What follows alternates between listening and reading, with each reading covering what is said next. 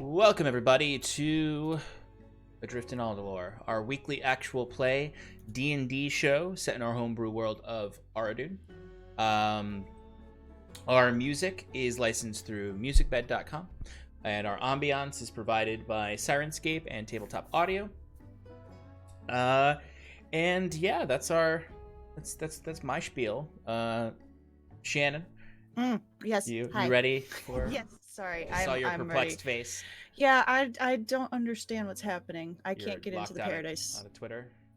Yeah, the Paradise one. I got onto mine, but not the Paradise one. Let me try going to ours. Yeah, you try. I don't know. Am I on screen? Hello, everybody. You are. Great. I can Hello. get to ours. Do you want me to tweet that we're live? I already tweeted. I was just going on there to see if. Oh. I don't know. I don't know, Sean.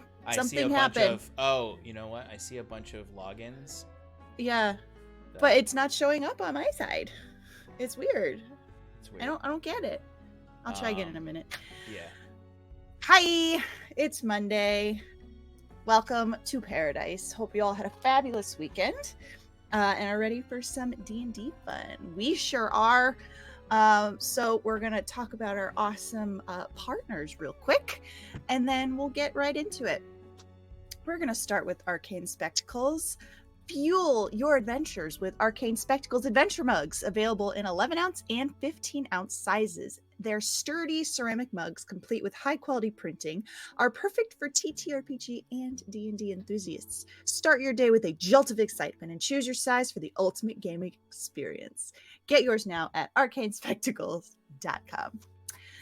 Next, we have the Underground Oracle Publishing. They are a best-selling Emmy-nominated TTRPG publisher, building new and exciting settings for the cipher system of every genre you can imagine.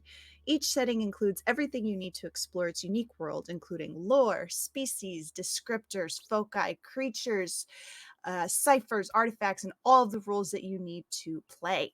Their current focus is Harrow the Blighted Plane, a crystal punk fantasy setting filled with fungal oases, massive sand seas, and long-buried magitech. Is that Kickstarter still going? Or is that close? It is. I will double check actually. Yeah. When its actual last date is. Awesome. Thank you very much for that. If you haven't backed that yet, go do it. It's really freaking cool. You can also join their Patreon for as little as 12 days to go. 12 days to go. You got it. Go. Do the thing. Also, for as little as $3, you can join their Patreon and help shape Harrow in each of the worlds that they create. So go give them some support. Yeah, either only Patreon. $1,000 away from their next stretch goal. So that is so doable. Go for it. Help them out. The link in chat. Thank you. Next, we have Edward Yorke. He is our character artist. Eddie's fantastic. You saw his latest work for us on our Starting Soon screen and our offline screen. He's an illustrator based in the UK who makes art for games and books. To visit his portfolio, and get in contact with him, visit eyorke.com. Last but certainly not least, we have 1985 Games. They create affordable, accessible, high-quality accessories for D&D and other tabletop role-playing games. Sean is a big fan of their NPC cards, as are we, because we get these incredible, in-depth and well-rounded NPCs. So if you would like to purchase them for yourself or any of their other amazing products, visit their website and use the code ParadiceProd for 10% off your entire order. Oh my God, Mike! Oh my God! It's a tradition now, Mike. Every fucking week. Hey, proud of you. I thought I was on mute. No, not even a little bit. See, it looks like you were leaning into your mic, so I thought you did it on purpose. See, on the mic, there's a little button that is red when it's open, and when it's flashing, it's on mute. So God. Use that at your own discretion. That's great. Quality content here, everybody. So awesome. You know what we're doing. So just a couple of other last minute things before we get going here. Our campaign 1 backlog is up to date, so go ahead and catch up on our first story. It's on our YouTube channel. And if you have questions about that, you can ask us on our Discord. We also have recaps, one-pagers that Sean will write for us on our Discord. They're a really quick way to catch up on the current story. You can also watch the Sean and Shannon Power Hour on Sundays. Those VODs are also on YouTube. So if you haven't followed us on YouTube, go do that. Thanks. If you are interested in sponsoring an episode or two of Paradice. Yep, thank you. Shoot us an email. I blue screen for a second. Shoot us an email at paradicerpg@gmail.com. And of course, join us in all the places: Twitch, Twitter, YouTube, Discord, Instagram, TikTok. We'd love to have you in Paradise. That's it. Let's go. You did it. I did it. Woo. All right. And I did it without burping. There's always time. Alex! Thanks, buddy. It wouldn't be You got it. Paradise without the burps. No, it wouldn't. Oh my god. Soundboard now. Right? We could easily... Now that we record all of these, like, I could make a soundboard of Alex and Mike's burps. Oh. So professional. Anyway... I'm glad it's basically just bots in chat right now. Hey, Siberian's here. Oh, hey, Siberian. Sorry about that. So, shall we start then? Let's do it. Yeah, gotta give the people what they want. All right. Yes, it's true. It's true.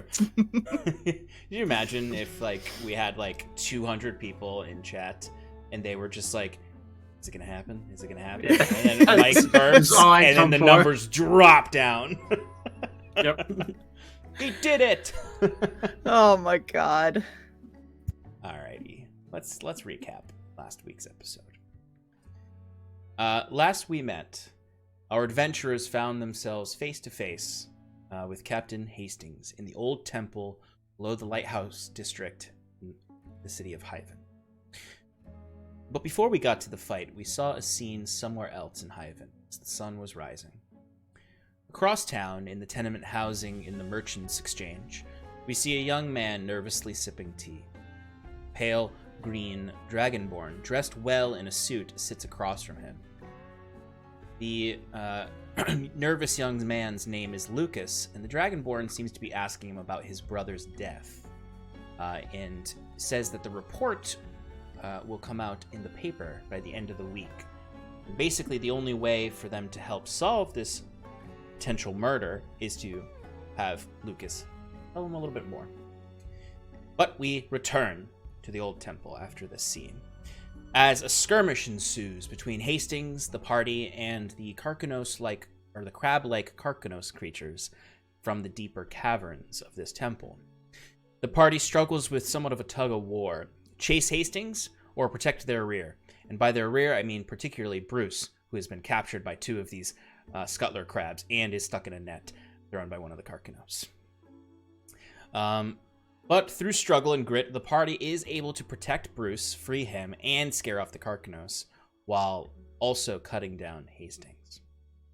Though some in the party would have preferred to take the captain alive, Fearon killed him out of fear he would harm the party further, or even get a chance to kill one of them. The party now needed to deal with the reinforcements Hastings had called for. But they noticed no one rushing up the cliffside steps. Jacquet, ever perceptive, did notice the enemy hiding below, and began sneaking towards them with his crossbow out. But Septimus stopped him, and said the pirates haven't seen their faces yet, and they can still get away free. Jacquet relented, but loudly proclaimed that he was indeed the killer, but called himself LaRue. As we all know, LaRue killed Hastings. Fearon was a little offended by this. As the party prepared to leave, quietly, a fog cloud spell came over the chamber, and the two pirates entered the cavern. The party carefully began to retreat, but one of the pirates spotted Sass. As a former crew member of the Bone Rattlers, Sass and this pirate recognized each other. This was Lasha. She tried to pass off her presence. Sass tried to pass off her presence as a still loyal member of the crew, stating the real killers had rushed off. one of the pirates, Alina, the quartermaster of the ship, an important person on the ship, did not believe her. But did not believe her, and had her suspicions confirmed when Fearn stepped out with the captain's blood on his sword and wearing the boots he looted from the captain's body. As a corpse isn't, it's funny, as we were going through the scene, I kept forgetting, no, there's a headless corpse with no shoes on in the middle of the room also. But another brief skirmish ensued where they each took pot shots at each other, Sass taking an acid arrow from Lasha. But this was after Jacquet had jumped out, announced himself as LaRue again, and as the killer of Hastings, and threw alchemist fire at them. The pirates retreated through another fog cloud spell, and the party fled into the tunnels that Sindel had led them through. And as they finally reached a point where they felt as if they were no longer being pursued, the party... this resulted in the party going on a long, quiet, and awkward trek back to the surface.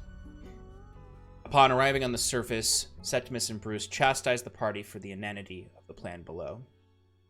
The party split off to their dwellings to reconvene when they've had some rest and time to sort their minds. Fearn and Jacquet spoke about the botched plan and agreed they may owe the rest of the party some sort of apology for getting them into this mess. But Fearn also mentions that he struggles with the pain of others.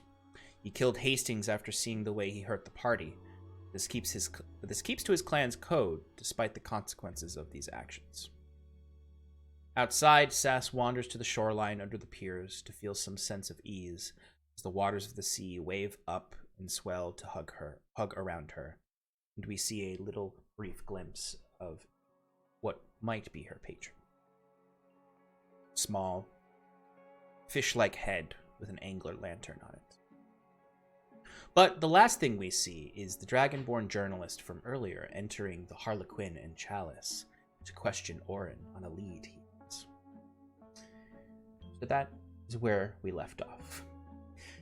The lot of you are in some capacity resting right now, whether it's snoozing under a pier or back in your rooms.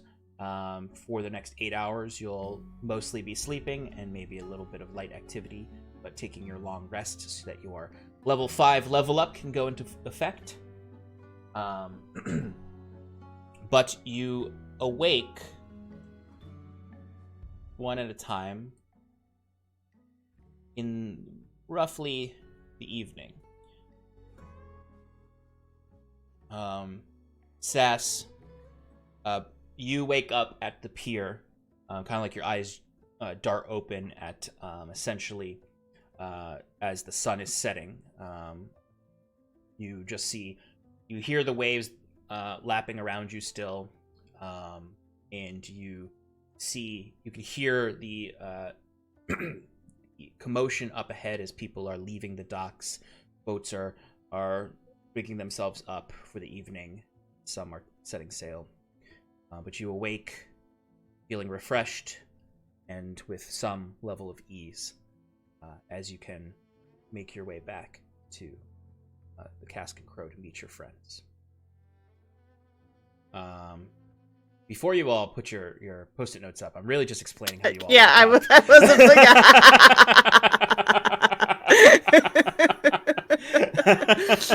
I'm really just explaining this so that I can bring you all together.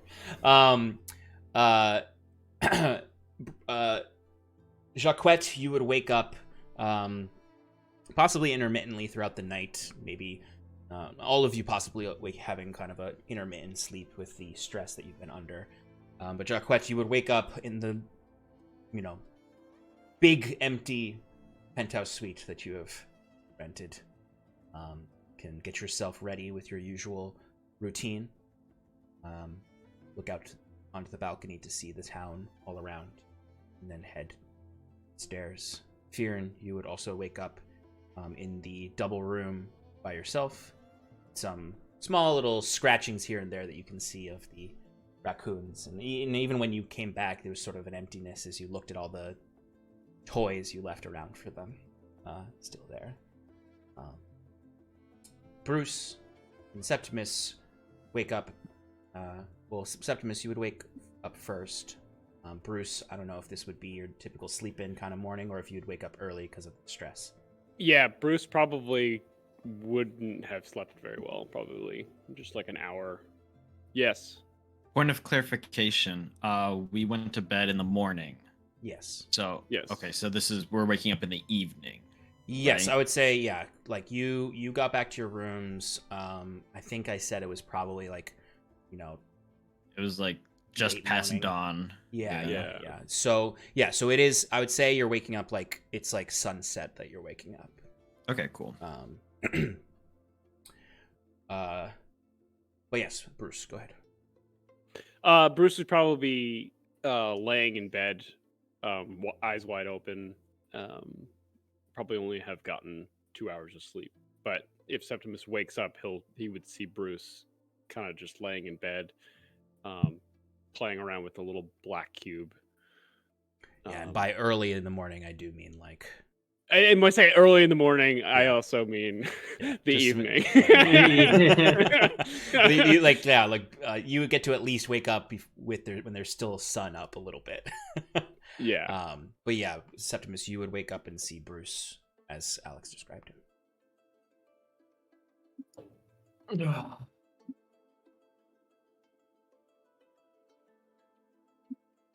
Still hurts, but at least seems to be healing quite a bit.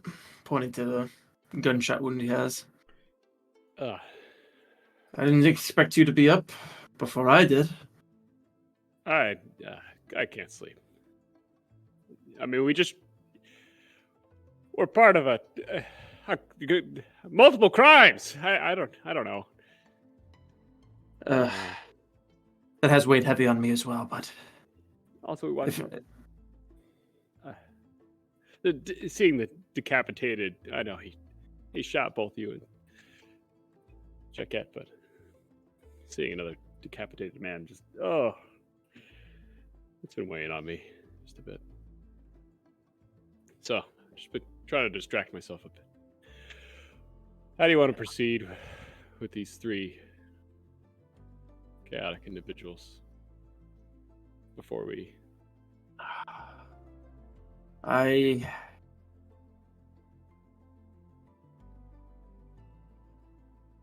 not quite sure, but I don't want to be going around killing random people just like that, willy-nilly. This is not what I had in mind as well. And I was hoping to have better words by this point, but I'm curious to see what the rest of them have to say. I know it was possible he had an instinct, but I have to make it clear that, and as they should already know, we're not fighters. Right. I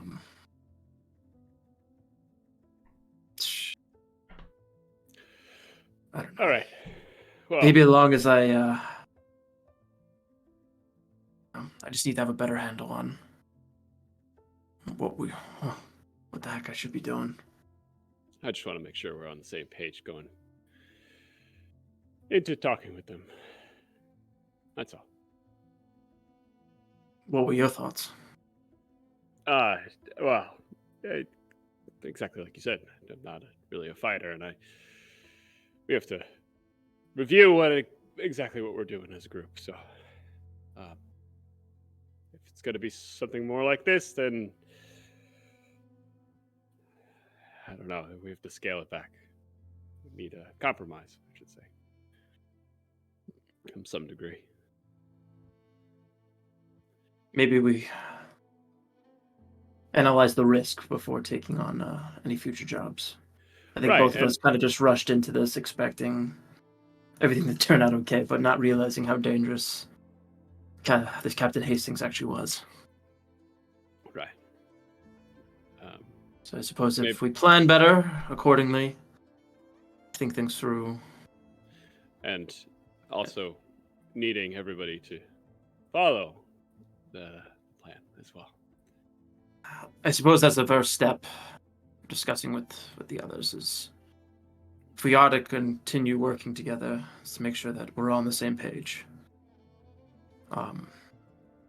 Doesn't necessarily need to be my plan or your plan, but as long as whatever the plan is, it's followed.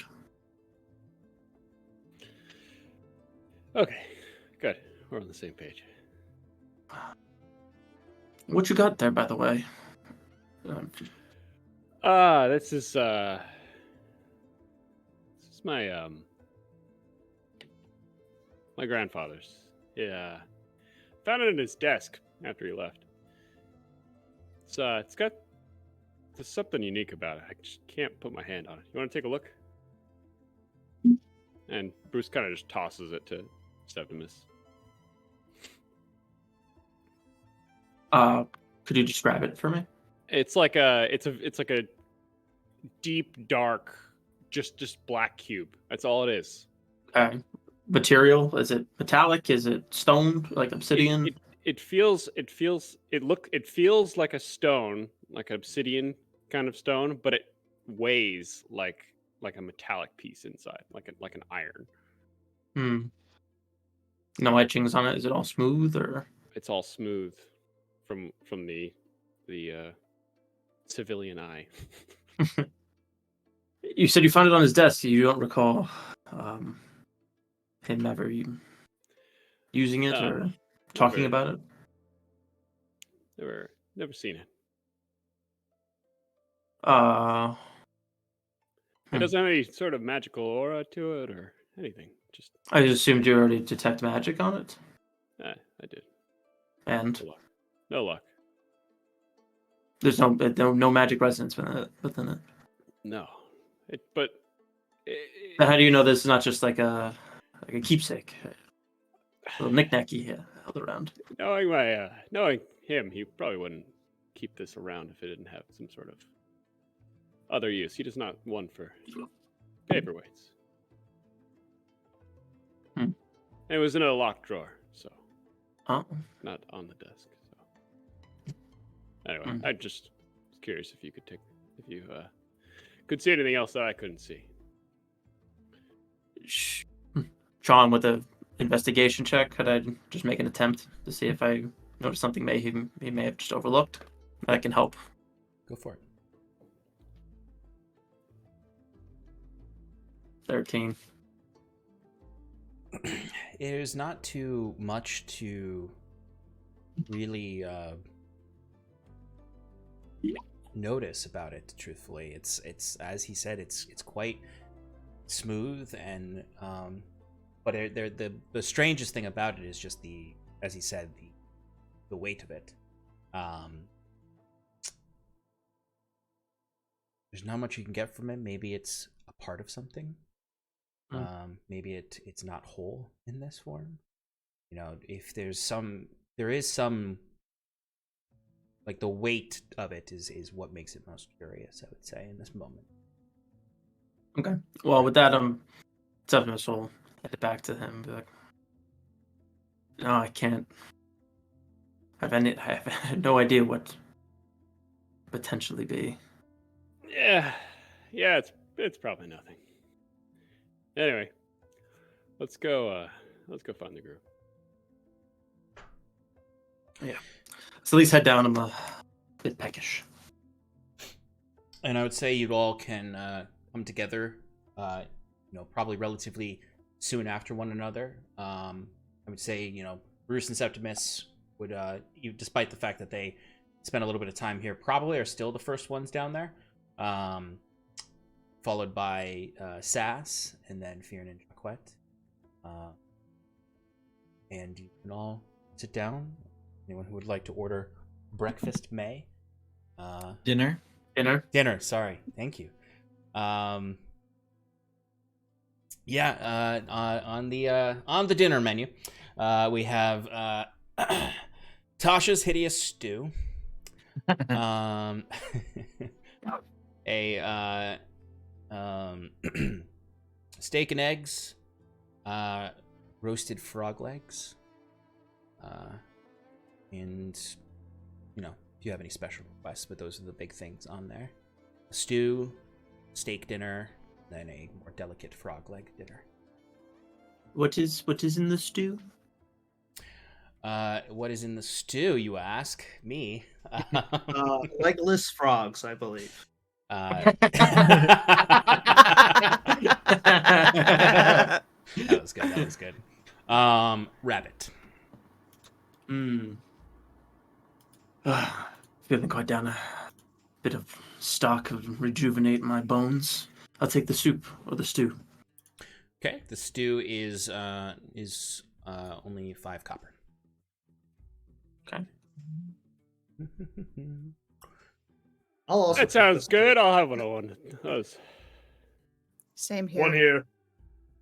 All right, that's 5 copper for the stew, the rabbit stew. Jacquette, what would you like? So when Jacquette joins the group, he is back to his more ostentatious dress. His whiskers are done up. He's got the jewelry on, the gold, and his fine clothes puffed out to show some color. I guess if you want to put it in his bardic attire, as he joins the group, and he goes, the frog, frog legs. I'll have the frog legs, please. The frog legs are 5 silver pieces. Of course they are.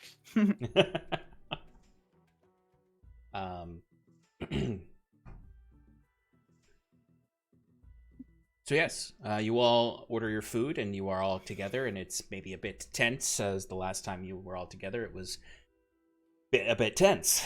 And Jacquette has just ordered frog legs in a different accent. Sorry, it just, frog in my throat.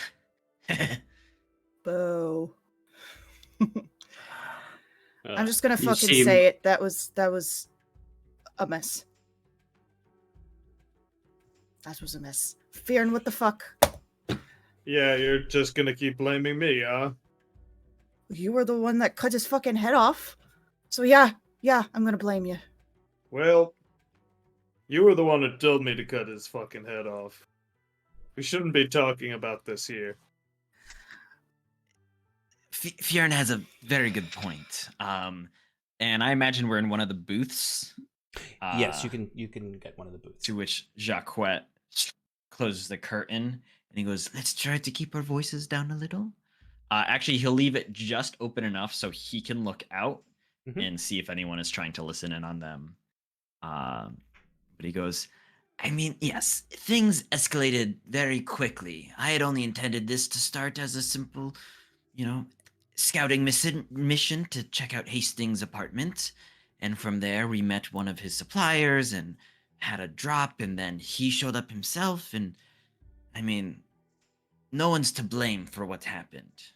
It was just a series of unfortunate events." It's a great book series. What I've was never your heard of plan it. once you did get all the information about Hastings and just a means of justice? Like, what was your means of justice? Is what I'm trying to ask. To clarify, justice never played a part in this plan. For me, at least, he says, looking at Sass with the expression she just had. Yeah, it did for me. And you can't make a plan without all the relevant information, my friend. How can I make a plan what to do with the info before I have it, right? The plan was to learn more and not confront Hastings so quickly. We wanted some answers, and now we can't have them because somebody cut his fucking head off. Well, no, we have a decent set of answers. We know Hastings was working for... Go and check my notes real quick because I keep messing it up. The Defiance, right? The Correct. Ulamo Defiance. Well, a newer one, as not the same as the old one. I mean, I'm not even really sure what the Defiance is. Septimus? Jacquette looks to the local.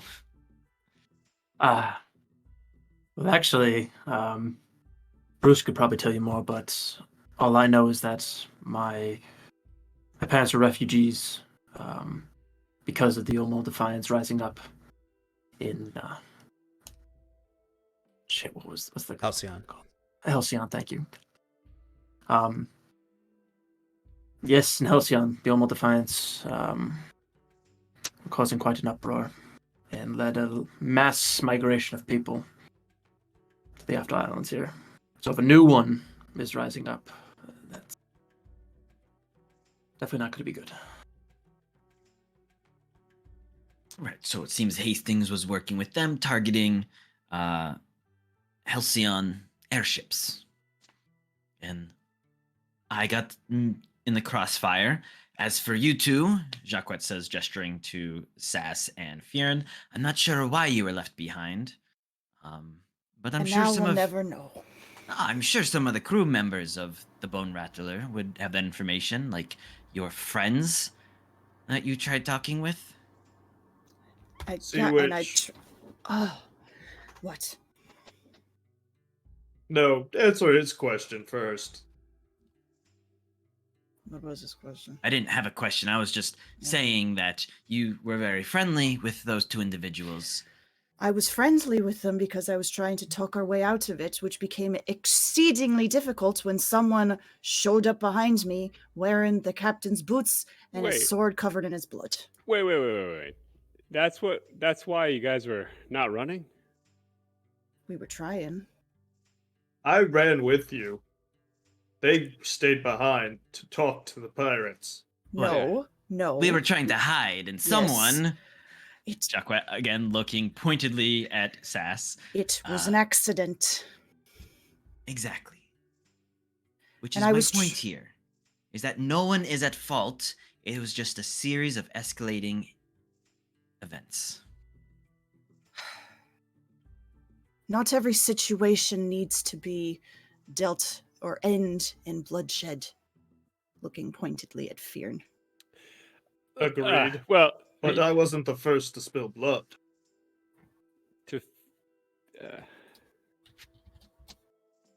Fieran's defense, although I'm not happy with what the outcome was, our adversary did prove to be very lethal. We tried to talk to him first. But maybe it was a bad approach, but he was the one who fired. I can't apologize for doing what I must to keep myself and my clan safe.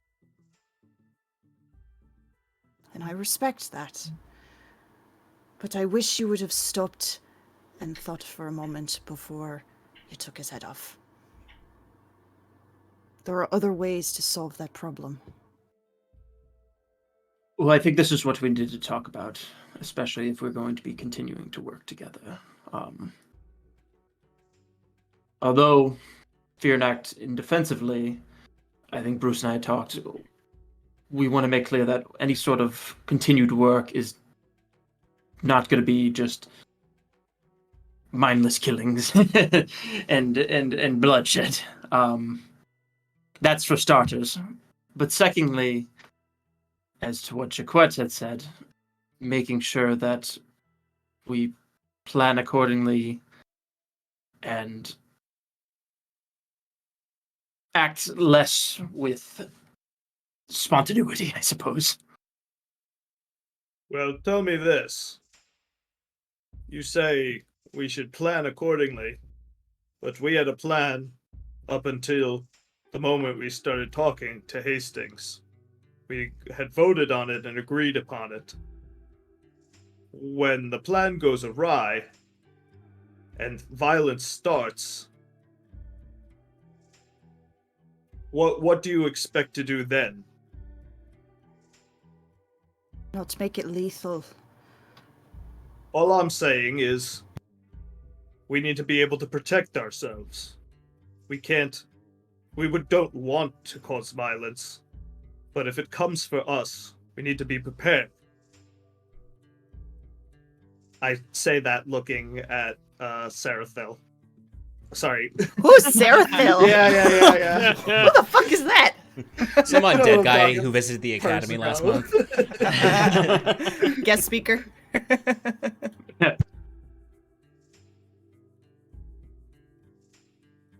Again, that's all I'm saying. I'm not trying to put I'm blame not- solely on you. I think it's more Neither of am just I. I wanted to make sure Just as you want I to feel make as if sure- I didn't do my homework enough in this endeavor. I I'll come out and agree. say it. I'll come out and say it there. I did not realize how much of a danger or a threat this Hastings was, and I'm trying to reconcile with that.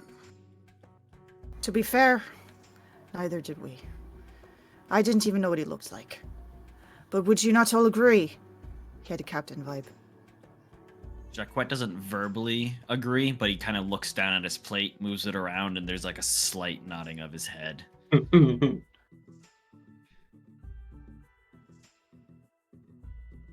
So then, what do you think we should do next? Forget it ever happened? Get a job? Well, I don't know if you guys are able to let that go, right? I don't know how this will tie up. Given your guys' time here, I know you got caught up in some crimes, so I don't know what you guys want to do with that. And now, LaRue is the name that they're possibly after, and possibly Sass. We got targets on both of you, or maybe not Jekka. That's just an alias, LaRue. But That is a good point that he does bring up. That is the biggest thing I think I am frustrated with. There was a moment where we could have been aloof, but now you say that you met two of them and they've seen your faces. So how do we lay low? And Well, if anything, as you two said, violence is going to find us. They haven't seen you. There's no cause for concern for you two. But if we're going to continue being together, then that puts me at risk. yeah, same for me. Jacquet is like dabbing a napkin at his mouth, and he puts it down. And he's like, "Let me make something very clear. Just because you make enemies doesn't mean that you're being hunted constantly, okay? I understand your concern. However, these folk are pirates. They won't even dock at the port at this junction. For some reason, they were hiding out here. They've been in the port, yes. But what I'm trying to say is that Ivan's a fairly large place. The odds of us encountering them, as long as we stick to this side of the city, should be small. And if we're out adventuring in the hinterlands, I don't think it'll be as large of a problem as you all think. Same with the otter business. As long as we don't go around making too much trouble, we should be fine. And I just want to make a point of clarification. I am Jacquet Touchard. That is my real name. And LaRue is a pseudonym that I go under. Whenever I'm doing something dastardly or illegal, I use that word. So, in the future, just want to make sure it's clear that you all refer to me as Jacquet, unless we're in an instance where, there's bad guys around, and then refer to me as LaRue, and maybe we can build up this character, right? And, all the bad things will be put on him, this boogeyman, if you will, and then we'll all be okay, right? How do you suppose that you're going to distinguish between your face? Well, I as mean, Jacquet and LaRue. eventually, I'm sure a connection will be made between two tabaxis. But right now, I'm in. Jacquet is back to his black coat instead of like the dirty blonde that he had kind of gone for earlier. He's got all the rings and like, again, it's not like two extremely different people, but like there's enough difference between how he was dressed before and how he's dressed now that I mean, come on, I'm proficient with the disguise kits. The mechanics of the game say that I'm golden. So I would say for all of you, like Jacquet pointing this out, before he said he's proficient in disguise kit. Like it's not like this is not an absurd thing for him to say to you. Like even though like his disguises for Fearn and Sass were not perfect, he's very good at disguising himself. And even though he didn't succeed in the disguise of Sindel, that was kind of already blown. Right. By some series of unfortunate by putting the two non-stealthy people at the front of the hiding endeavor, but and then also having the guy that wasn't paying attention at all whatsoever. Yeah, so so all I'm saying is like take it as you will in the RP, but reasonably it would be a little bit more comforting to know that he does look very different, and he's wearing pauper clothes and has the makeup in his fur to make it more blonde. Well, we need to make a plan, right? Clearly, our methods of gathering intel were a little spotty, and maybe we should lie low and slowly try and gather information instead of taking a more direct approach. I mean, Hastings is dead. As far as I'm concerned, debt settled. You know, he blew up the airship I was on, so he dies. Okay, I'm done. Bone Rattler can do whatever the fuck it wants. I'm good. But you don't think that doesn't warrant at least some sort of searching for a killed captain? I know the pirate ship won't come straight to shore, but not even just a few crewmen being sent out? Jacquet gestures to Sass and goes, "What did they say? Exactly?"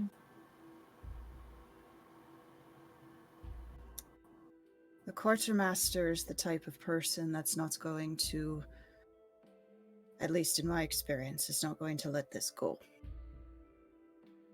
So while there might not be a search party now, doesn't mean it's not happening. Well, forgive me if I'm getting this wrong, but I feel like pirates make their money on the seas, right? They can't stay at port. No, not forever, but she holds grudges. Well, that's the case. Maybe we just need to keep our heads down for a few days I was before going it to blows over. suggest that as well. I think it would be beneficial for all of us to kind of keep a low profile for the time being. There was a few things in town I wanted to take care of along with Bruce, and I know we're still waiting to hear from the academy. Possibly do that in a day or two. Yeah, maybe more than a couple of days. Let things cool off a little bit more, so it's a little bit safer to walk around town. But That's good to me. end of the week, right? We go to the academy, and take care of some errands for everybody between them. Does that sound Yes. In the meantime, and Jacquet takes out the pistol and is just holding it by a finger, and he goes, "Do you two think you might be able to help me out with this?" good? Give it here. Puts it on the table and slides it across. I put it between Septimus and I, and if you want to roll as well. Yeah, you two can give me a roll that you want for this. So, like, you could do Tinker's Tools, you could do Investigation, you can do, whichever you think makes sense for your character to roll here for taking a look at this gun. You can both roll individually, or one of you can roll with advantage. I'm gonna roll Investigation. What do you think? I was going to do Arcana. Okay. Both work. So go ahead and roll and let me know your results. 29. Septimus? 18.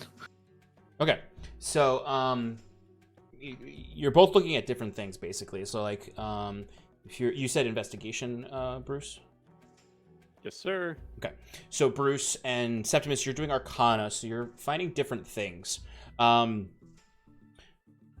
kind of combining these efforts, like Bruce, you identify sort of the uniqueness of this gun first, and then Septimus, you build off of Bruce's discovery. And what you find is that this is not an ordinary flintlock pistol. It clearly has extensive artificing modifications. Bruce, what you notice is that there is no magical aspect to this gun. It is entirely tinkered and messed with in that sense. Off of that discovery, Septimus, you discover that it can be imbued with magic through the same means that the tinkering is happening. It's just a matter of, together you discover that this is a modular weapon. In essence, it has, if we're thinking old school RPGs like Diablo 1 or Diablo, it's socketed. It's a socketed weapon where you can customize it. And Hastings' customizations on it were destroyed in his last attempt to shoot it. He clearly had a modification that was allowed for rapid loading of the gun and multiple rounds to be within it at one time, as opposed to a single flintlock shot. This is actually where, Septimus, you noticed the only bit of magic on the gun, which was that there was essentially there's an internal mechanism that provided the combustion to it that was not typical, that required less powder and used some fire magic. But it's part of this is how you discover it can be imbued with magic, is that is part of the tinkering. It's not an inherently enchanted gun. Right. Bruce, you discover that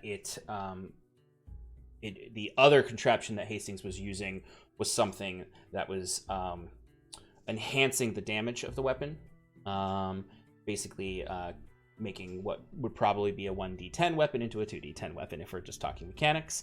And essentially, this is a modular pistol that has 2 sockets in it that can be artificed and customized. Huh. A fascinating piece. Right. I never would have thought to do the working like this. I wonder if we could take out the broken modular part and reverse engineer it. Right, but what was the material that he used there? It's obviously for reloading purposes, but I wonder if we put in something else.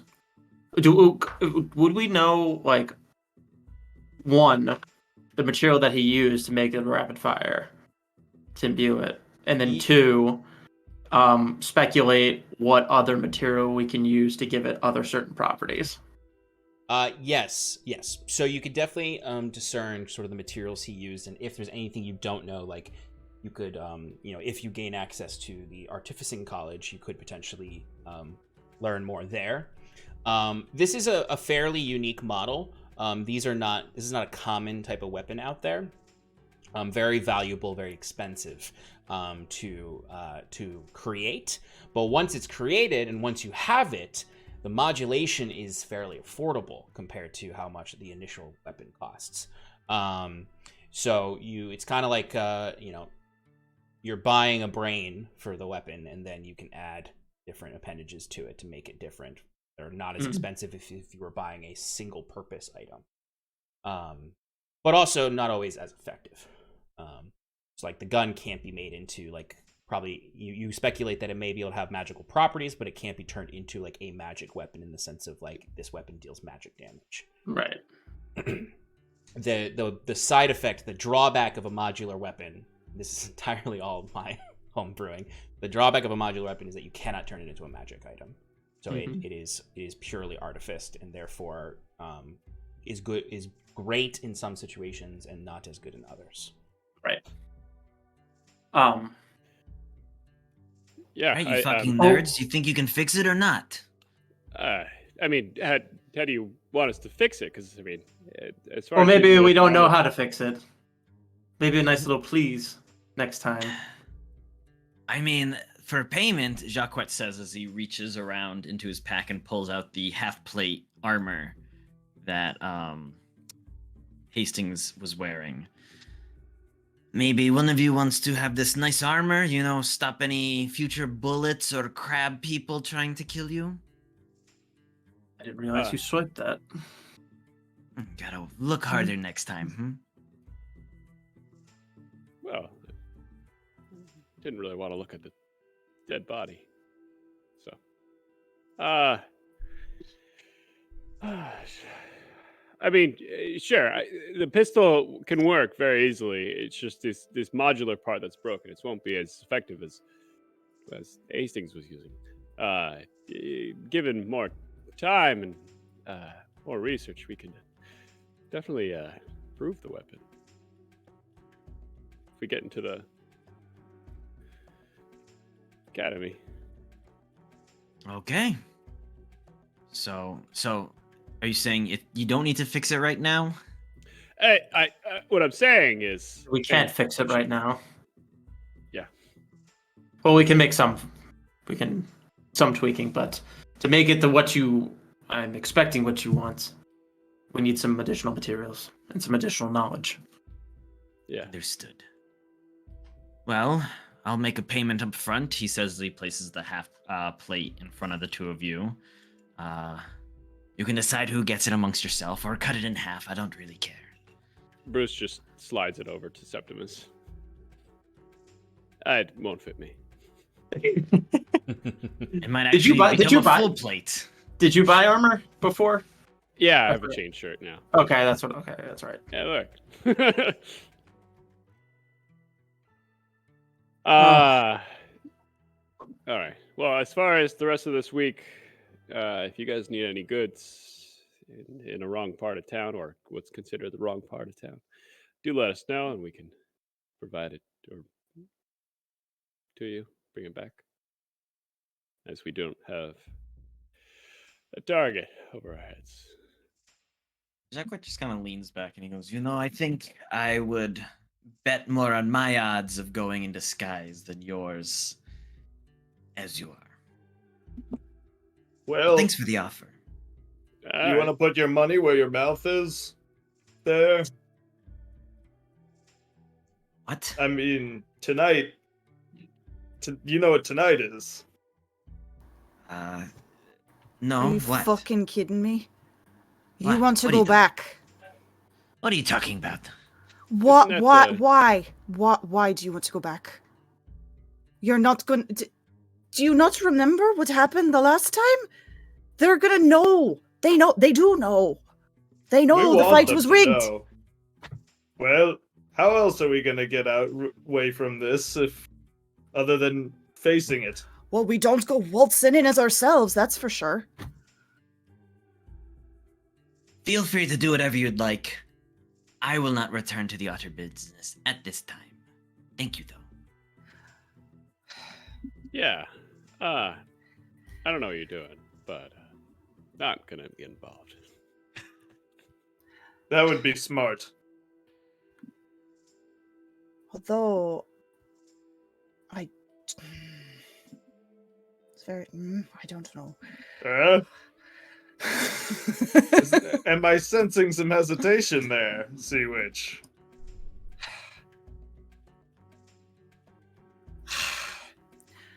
I kind of want to go and see what the situation is, because I owe people money over there, and I don't I don't remember how much it is. What's up, DM? No. I was gonna give one, to add a little bit to this, Sass, just to give you some context, or not context, but give you like a little maybe a prompt, to help with this.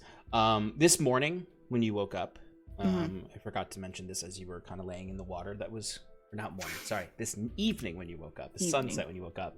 Yeah. You saw the water, the way the water hugged your whole body.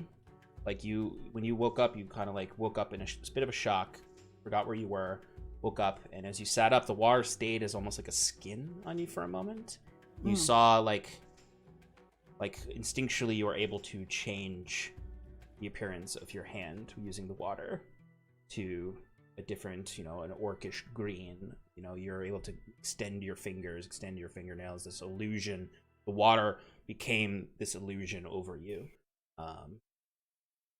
Much appreciated. This is thank you. I was trying to find a way to bring in the fact that you have Mask of Many Faces now. Yeah. Yes, I could tell, and I wanted to throw you a quick. I very much appreciate it. Thank you. You could tell I was starting to spiral, so I appreciate. Yes. I appreciate. And this you. is a gift from your patron for drinking the water and allowing her to consume magic of that font. Excellent. So look what I can do now, and I'll do exactly what the water was doing this morning. I'll hold up my hand and I will make it look like this orcish green, and I'll make my fingernails grow like long and kind of yellowy and maybe like a hag's hand almost, and just like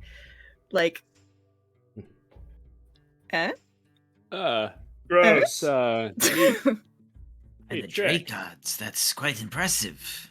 But wait, and then I will My eyes. do the whole thing, and Yeah. I take on this this appearance of a very haggish looking woman, green skin, like the fingernails are gross, long stringy gray hair, and the kind of like fang like teeth, and just like Yeah, and it looks You like improved your okay. looks. it looks like the water Fuck actually you. like went over her whole body like a second skin. ooh, that's cool. We get it. Let's put that away before they kick us out. It's a The curtain's They closed. can't see us. Like, yeah, right. They can't see us. What you think? All right. Sorry, you've had no training in the arcane arts, correct?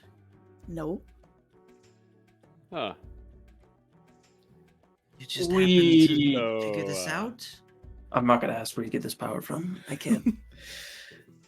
I'll All tell I'm you if you want to saying know. is, we need to settle things with, the other business, and You don't. Well, we- so do I'm we saying, not? If I'm we're saying- gonna stay here and make money, I don't want to have, a threat loomed over me. Are you just gonna go up and say, "I'm sorry, I Rigs stole the from you," fight. and then yeah? Are you just gonna apologize? What are you expecting? How is you? I plan on making recompense. They're not gonna kill me over a small amount of money. I didn't Kill you, even know I was no. involved. Well, you What? did. Yes, you did. Yes, you fucking did. They don't need You- to know that. Oh my god. Okay. And I have not dropped the disguise. I'm sitting there in my new But before Look. Your new hag look, wear. my new the other hag wear. thing is we learned that one of the champions in the fighting pits, the rat, works with the Alumno Defiance, or used to be a part of it. Maybe we could No. ask him some questions. No, I think that was one of my misunderstandings from a long time ago about the other fighter, not the rat. And that was it the Defiance, the red scarf, or Yeah. okay, yes. Okay. So it was actually the other guy he was fighting. But I get why you're confused because I definitely made some grand proclamations that were way off base. Yeah, the rat. Well- the rat was fighting the Defiance member. Yeah. No, Finch is a good guy. If you see him, don't tell him you know me because I gave him some bad betting advice. But Well, maybe we could find this red scarf guy. if you want, be my guest. But like I said, I will avoid the utter business for the time being. I know what's good for me. Fear, and I'll go with you. Does I'll look like this? I don't know if they'll let you in looking like that. Just because, Yeah, can you change to something a little less gross? Fine. I shorten the fingernails. How's that? Oh, so much better. It's brand new. I just learned how to do this, all right? Takes some getting used to. Okay, that's fair. Huh. Best What of luck about- to you guys. I need to relieve myself. And so does Mike.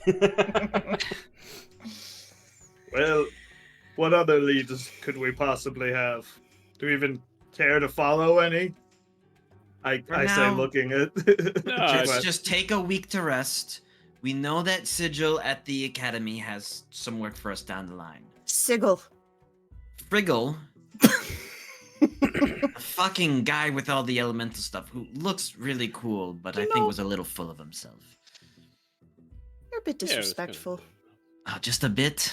I'm trying really hard to be very, so my apologies. Sigil has work. We'll find out more then. But otherwise, I don't think we need to be sticking our noses in anyone else's business for the time being. I need to go repair a gramophone. So, Right. I'll Alright. take care of that. For Okay. Septimus's buddy. Well, I gotta talk to him once he gets back from the bathroom, though. Sigil is supposed to be returning here tomorrow to give me back that ring. Maybe we can talk to her about. Oh, sorry. Silvana. Delvana is going to meet me tomorrow.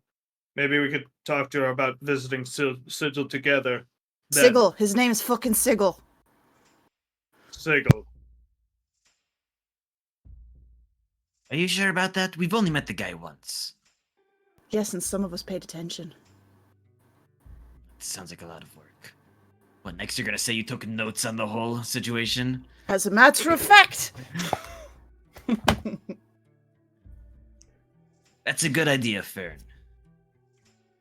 Fjern. Oh my god, you're terrible with names. Alright, Siskia. I don't need this from you. Fuck you. And Brunt! Oh, look! Septimus is back. Man, sorry. That stew went right through me. As I was, Are you still here? Yeah, we're all still here. Somehow. I was just saying, I think that besides your repairs, you guys should be doing some trading. It is kind of important. Didn't you just hear them say they're not fighters? What if they don't want to? I'm saying that sometimes you don't have a choice. There's other ways for Fjern. Fuck, Shakwit. Who's fucking up now? I believe Bruce started that one. did I? Oh, sorry, I was too distracted. It's all right.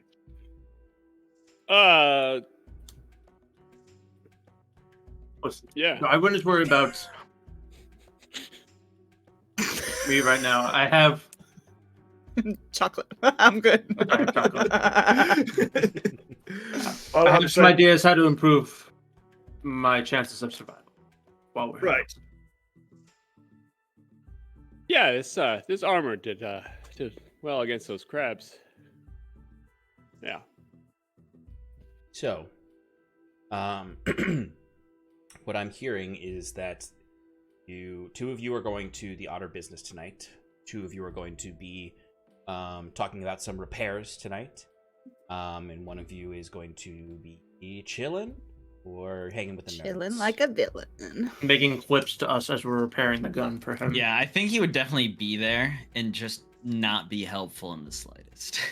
I like that idea of like Jacquette being like, I'm too good for all of you people, but always around.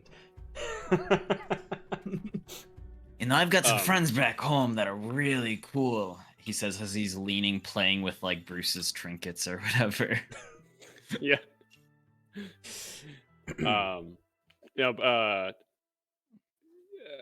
Septimus, I gotta go pick up that gramophone for your buddy. Oh, that's right. Is that tonight? Well, it got delivered at the Quinn. So Okay. That I'll shouldn't bring it take back long. here and I'll give it to you once it's done. So I think what we'll do is jump into this evening's events. We'll split it between the Otter Business crew and the Harlequin crew. We'll jump back and forth to get to... And then tomorrow, and then we'll cut to... But I guess depending on what happens. Cut to tomorrow, where you guys will wait for Dovana to return and discuss going to the academy. And anything beyond that, we'll see if we get to. Sound good? Okay. All right. Alrighty. So, can a representative from each of the groups roll a 20? I got it. I'll do the other one. Don't fuck up. 16. Woo. Oh, 3. Oh no. All right. I guess it's the Otter Business first. So again, the way we're going to do this is you're going to have, this is essentially an initiative where we're going to have, we're around 10 minutes each round to jump back and forth so that we can kind of keep on top of each scene. If there's an important moment and it takes you an extra minute or something, or that's fine. But we want to stay around 10 minutes before we jump to the next person. And I'll have a timer going. All right. Sounds good. All right. So, as You we're guys walking want to, there, you want to talk before you get there. Yeah, I do. A little. I have a little thing I want to talk to Fionn about as we're walking there. Okay, what pathway do you go straight there from Main Street through the Shit. cross alley, I need to pull up a map. or are you gonna do a roundabout way, go up come from Piscator's Row, or the alleyways of the Lighthouse District? I would imagine I start going the Piscator's Row route the same way that I'd previously gone, just because it seemed like the safest to me. Yeah, that's fine. Okay, so you would travel a little bit up to the northern parts of town to kind of make a more roundabout way towards the Otter Business and the Widow's Ward. So you're walking. It's nighttime. As soon as you all, you're having your lovely conversation in the inn, and as soon as you all step outside, it is pouring rain. Like a heavy rain. Not really like a thunderstorm or anything. It's just a big rainstorm. And it's colder than usual as you're going through. But the two of you, if there's something you want to talk about before you get there, you can. You have basically in-game time, about 15 minutes before until you get there. And just for you to know, actually for both of you, I did not drop the disguise self because I'm still figuring it out. As this is how Sass doesn't know how long it lasts, so she hasn't dropped it. She's just kind of still in this haggish greenish appearance, the haggish getup. Yep. And just walking and yeah. So what exactly are you planning on doing when we get there? Are you planning on just walking in and being like, let's fucking fight? I believe there's some talking to do first. Maybe. I don't even know if I can get past that bouncer in the front, but I figure it's worth a shot. You might not let you in at all. If that is the case, then so be it. You're okay with that? You're quite the rule follower, aren't you? I wouldn't say I follow every rule, just the ones that I care about.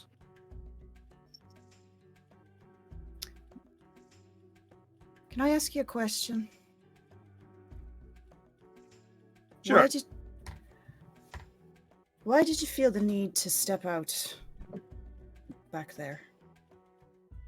I would have had the situation under control. I knew those people.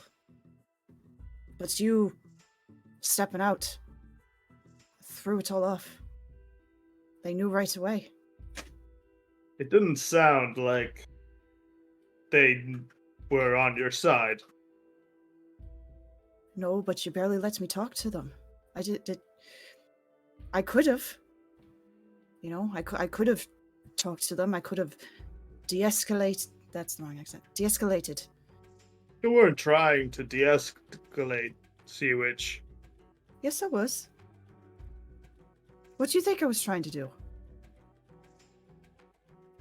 Looked like you were trying to go back to them. Go back to them.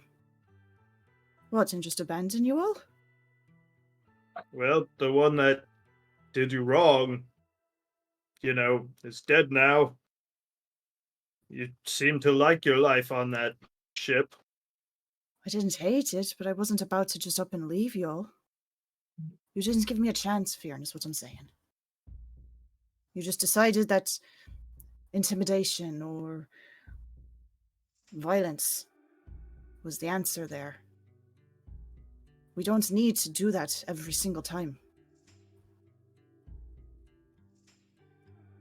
I don't want to be violent every time, Saz. It just is how things are resolved. If From you where you're don't- from, right? Yes. But we're not there right now. Things can be done differently. Is that hard for you? Perhaps. It's But okay your if it is. friends shot at you, and you were injured. If Like I said, I wouldn't call them if friends. you couldn't but I talk knew your them. way out of that, what would you have done? Fucking ran. That's what I would have done. I would have tried a little longer to talk, and then if it was going south, I would have ran. Maybe you're just a bigger risk taker than me. I think that's accurate. I'd Seeing rather as go we're- for the sure thing and keep us safe. I respect that. But all I'm asking is, if we're in that situation again, give me a little more time. Maybe I can de-escalate. And then if it looks like it's going south, or maybe we come up with the code word. How's that? If I say the code word, whatever that may be, then you can come in. Would that be I helpful? don't think we need a code word. I can let you take the lead. I believe that it was Gloveless's operation.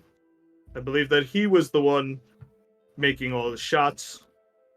And I'll consider having you for our next mission. Thank you for your consideration. I just nod. Now at the task at hand. I'm gonna go in there. You stay behind me. Act like you don't know me. I was Maybe planning you on can it. get some information if I fail. Oh, Fearn. I have a plan. And it's a good one. If I do say so myself. If we get split up, we meet at the end of Piscator's Row. Towards inland. Right. Right. Be safe. I'll try. And don't, just for fuck's sake, don't cut anyone's head off. Only if I'm getting paid for it. That I can get behind. And as the two of you kind of get onto the same page, you are kind of like soaking wet at this point as you approach the through. You go towards Piscator's Row, and you can even take the Reach alleyway across, or I'm sorry, Fishgate Avenue. And you would get to that point, that same point that Fearon, you saw those two gentlemen that you questioned. That sort of pseudo barricaded entrance to, it's not like barricaded in the sense you can't cross it, but like there's detritus stacked up to make a narrower entrance, with sort of this fake archway that is just sort of what probably at one point was a set of gallows that they've just set up as an archway there with a few torches. As you can hear loud voices and music coming from the outer business, and generally you could just see folks wandering to and fro. It's fight night, so there's a lot of people already drunk in the street heading towards outer business from the Widow's Ward, from the tightly packed houses there. I say this to myself, but, Sass is right behind me. I guess the rain doesn't slow these people down at all. It's a busy night. Maybe that's will work in our favor. Sean, would I, as part of this, I don't know how we want to flavor this Mask of Many Faces, but would I get a sense of like how much time I have left, or is it just like? I'd say you have an innate sense to it, and you can feel that you've. It's like a strange way. You can almost feel like you've used up half of it. The water's draining. The water's draining, exactly. You feel like you. Occasionally, you might see like your own features peek through as a droplet of water pours down your arm. Like you can tell, you have an innate sense of it. Okay. And you can tell that there's about a half hour left of this. Okay. And you, like every use of it, like not even every use of it, every minute that you're within it, you begin to understand it and feel it more instinctually. Okay. Cool. But as the two of you enter in, and there's people bumping around, this is not you walking gently down the street. This is you pushing through crowds of people. As you can see, once you get through the kind of the initial crowd, you can see across the street from you. You can see that same Goliath bouncer is at the front door, checking people with a few other scraggly-looking guards, disheveled and not really wearing any kind of uniform. Just clearly, they have weapons, and there's no swords here. You see someone has a hatchet, someone just has a club. They're all kind of dressed in that sort of dock worker aesthetic, as they're all just kind of leaning there. You see one of them has just like a bowler cap and it's just like smoking a cigarette and staring around as people are trying to get into the outer business. And before we go any further, take a break. All right, folks, we'll be back in 5 minutes to check in on the Harlequin and Chalice boys, and then return back over to our friends here. But please stick around, and we will see you all in 5 minutes. See you soon. Bye. Welcome back to What? Adage in Paradise, Adrift in Aldhalor. It's just us. So the party has split up to run some errands this evening. One a bit more dangerous than the other. Cat. Oh, close up of the cat. Cat. He was getting in there. Meow. But the party kind of got more on the same page about business going forward in a long discussion, and now have decided that they're going to lay a little low, at least hiding from any potential hunting or prying eyes from the Bone Rattler. Fearon and Sass have decided to go to the Otter Business, where they have some beef with the local fighting pits there. And while they do that, our other friends, Septimus, Bruce, and Jacquette, are going to the Harlequin Chalice to pick up a broken gramophone for Bruce to fix as a payment to Septimus's friend Torcal. So the three of you, I imagine, don't really need to be too stealthy. Although, Jacquette, are you doing any kind of stealthing or disguising, or just walking about with them? Harlequin's like centrally located, right? Harlequin is on Main Street. Yeah, it's basically the center of the city. So I think he'll be observant of his surroundings, but he's not going incognito, as it were. Fair enough. And I'll say, even with your passive perception, keeping an eye around, Wednesday nights are a busy night in Hyven, so you just see folk bustling around, going about their evening business. Things will probably be a bit quieter, depending on how long you stay at the Harlequin. Like leaving, things were probably going to be a little bit less packed on your way home. But you can easily enough go through the alley from High Road, Riche Alley, to get to the main street and find the Harlequin and Chalice. It's towards the end of the dinner rush, so they're working in there. You can see some of the familiar workers and waiters and whatnot, and Oren is there tending bar in the back. It does look quite busy right now, but they should be winding down soon. What would you like to do? Bruce would probably first wave down Oren and try to lead the group into the busy day or evening of the Harlequin. Mm-hmm. Yep, and as you all remember, this has kind of this large floor area where there's a lot of tables and chairs and traditional sort of open floor pub with a fireplace on the left-hand side, and then in the corners they have the rounded rooms that have their curtains, the tall ceilings, and the very comfy kind of aesthetic in there. Sort of almost like the corners are kind of like a hookah lounge vibe in there, that you have to pay to reserve, but come with booze when you pay. Bottle service. Anyway. Easily enough, you can lead through the crowd up to the bar and find a space in there. Put your hand up to get the attention of Oren. And you can see he kind of throws the rag over his shoulder. He's wearing, as he's always wearing, suspenders, just sort of a simple tunic, plaid pants, big boots, big round bald head that he has, balding head, and he just sort of eyes light up as he sees you. Bruce! Bruce! Bruce! I was thinking about you today. How you doing?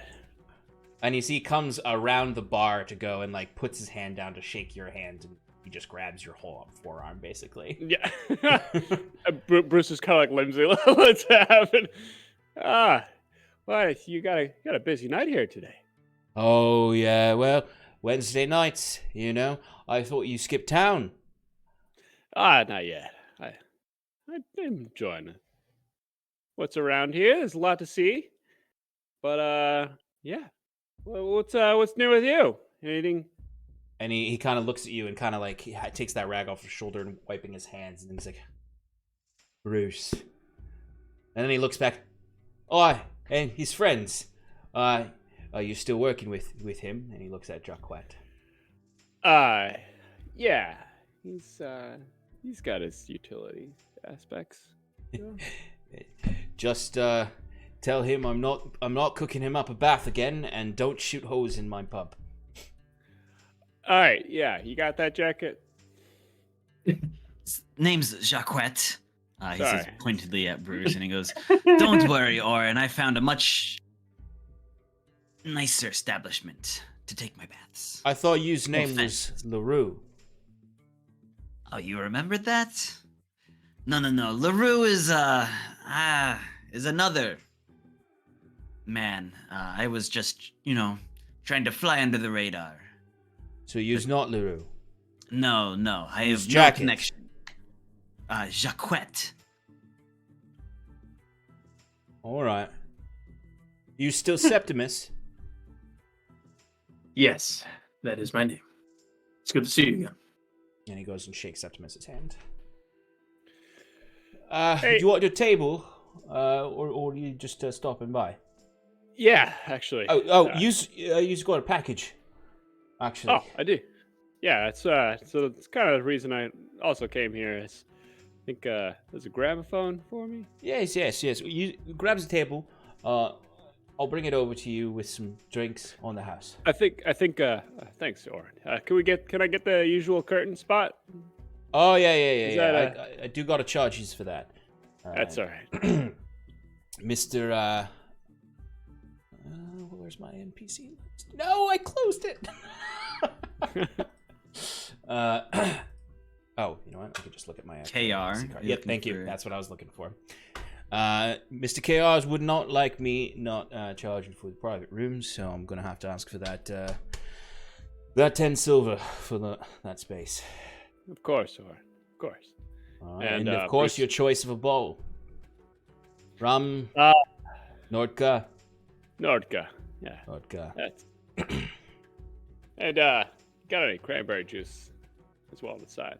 Yeah, we do. It's a pretty popular drink these days, coming from Halcyon, that Nordka Cran. So I can definitely get you set up with that. It'll just be an extra 2 copper for the juice. Yeah, there you go. Righty. All right, go ahead. The front left one is free right now, and I'll as soon as I get a quick break, I'll come bring you the package, and we can catch up a bit before you head out. Thanks, Oren. And then he kind of he pauses there for a moment, and again, kind of like wiping his hands, and sort of whispers in his just, "Fucking Bruce," and walks away. Like truly, like of anyone you've all met here, even amongst yourselves, no one has given you such a warm welcome as Oren, and genuinely likes your company. Besides maybe Septimus. Bruce, man. Fucking Bruce, man. But you can easily go and grab the back corner. You all can hop in there. It's got the long curtained entrance. Kind of goes directly from floor to ceiling is curtain. In this kind of like, from the exterior of the building, it's sort of mock towers of a castle. Like the Harlequin and Chalice is a brick building.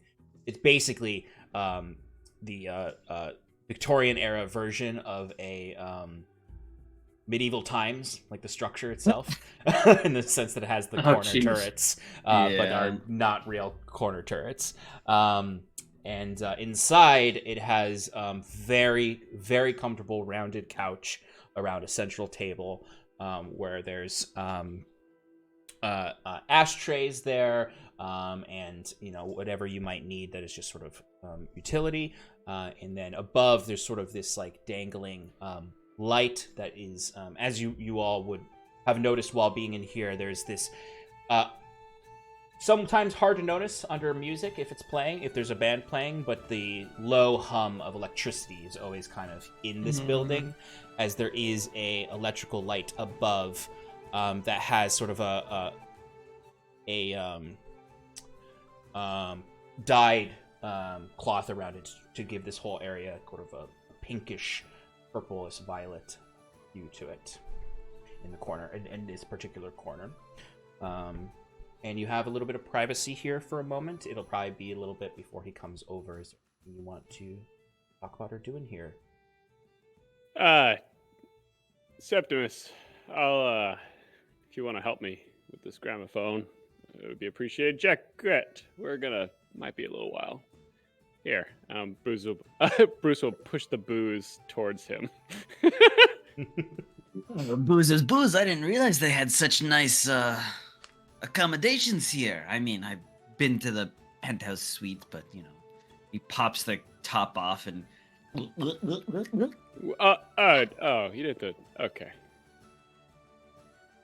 What? It's gonna hit hard. Yeah, you're just chugging vodka.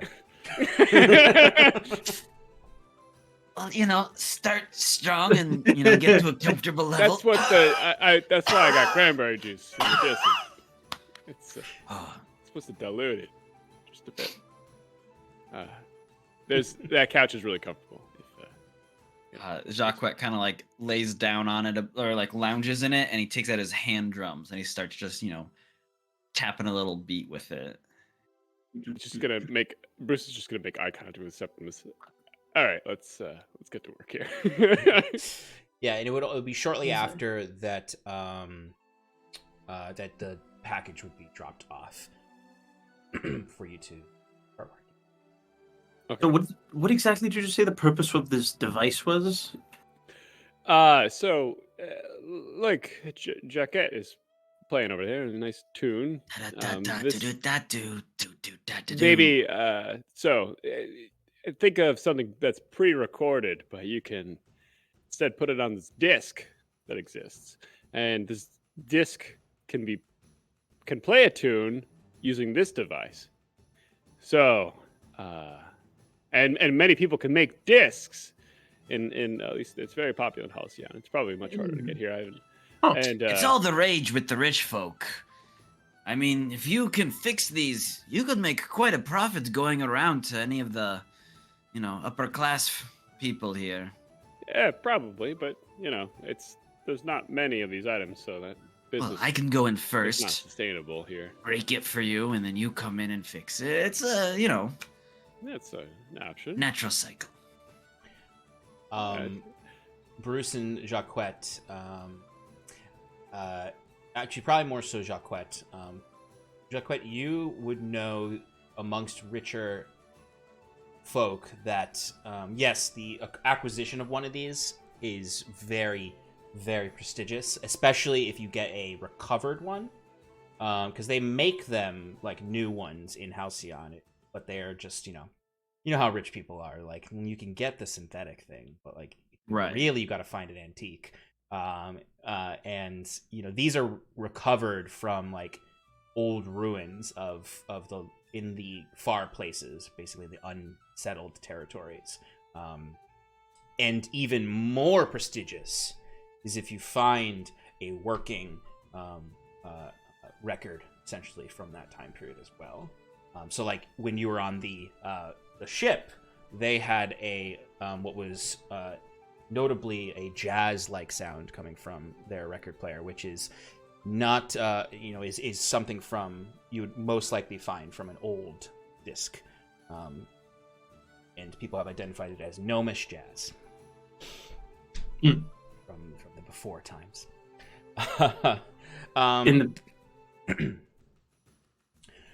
But as you start taking a look at this and start getting to work, we will jump over to our other crew.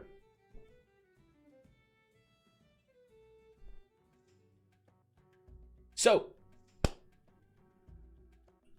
how do you two approach?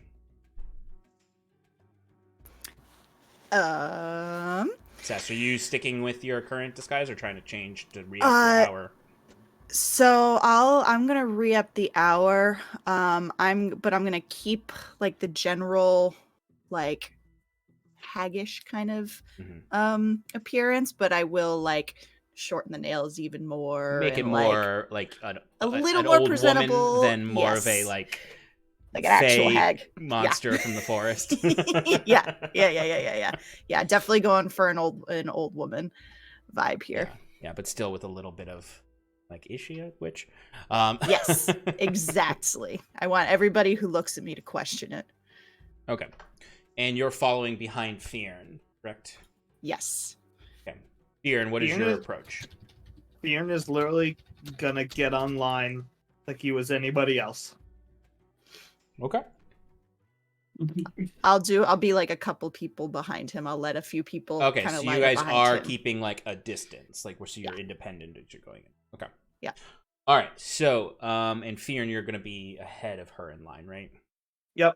Okay. I'm still wearing my cloak. It might be covering like the upper half of my face, but the horns are still sticking out. Yeah. Okay, absolutely. So as you're moving up the line, you can see the Goliath woman who is the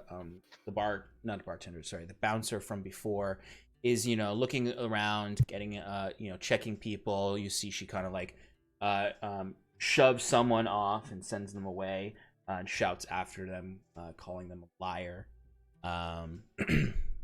Before eventually you come up to her. And at first she kind of just like looks up and doesn't really register who you are at first, because she you have the hood up and she doesn't notice at first. She just sort of thinks you're a tiefling, just a random tiefling. But then she kind of notices the white eye and gets a better look at your face, and you see she does a double take up to you, and then looks at you and just grins in the way she grinned the last time you were here. Look who it is. White eyes, sorry. Funny you showing your face around here again. Funny, right? You gonna let me in? It's been a little while. I think I'm gonna have to ask the boss first. Let him know that I'm willing to... I didn't like what happened, the way things turned out last time.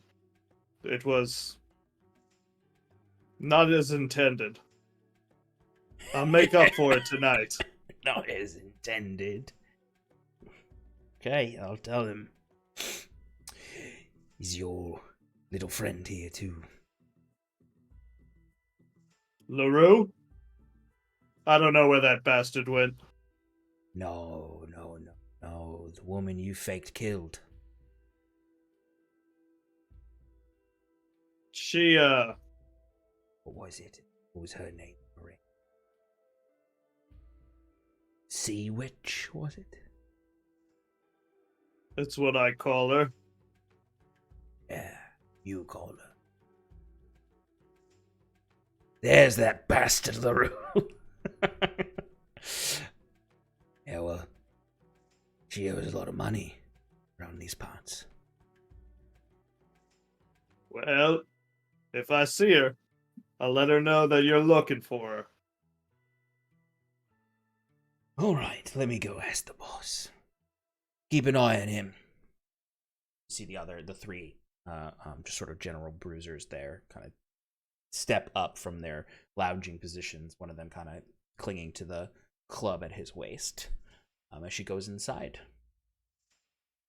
I go up to the one that has the club on his waist, and I gently put an arm on his shoulder and say, "Relax, I'm not here to cause trouble," and give him like a devilish grin, which is supposed to be calming. You can give me a persuasion roll.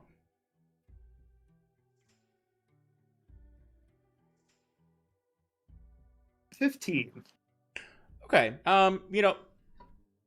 You might be intimidating by just sort of your innate, you have resting intimidation. But you see, he does take his hand off of the club. And he looks to the other guys, and they kind of look back, and it's not that they suddenly like trust you or anything, but they just don't care now, and they go back to their lounging spots. They're not really looking to get into a fight here, and they're like, this guy's fine. Like, I don't know what went down,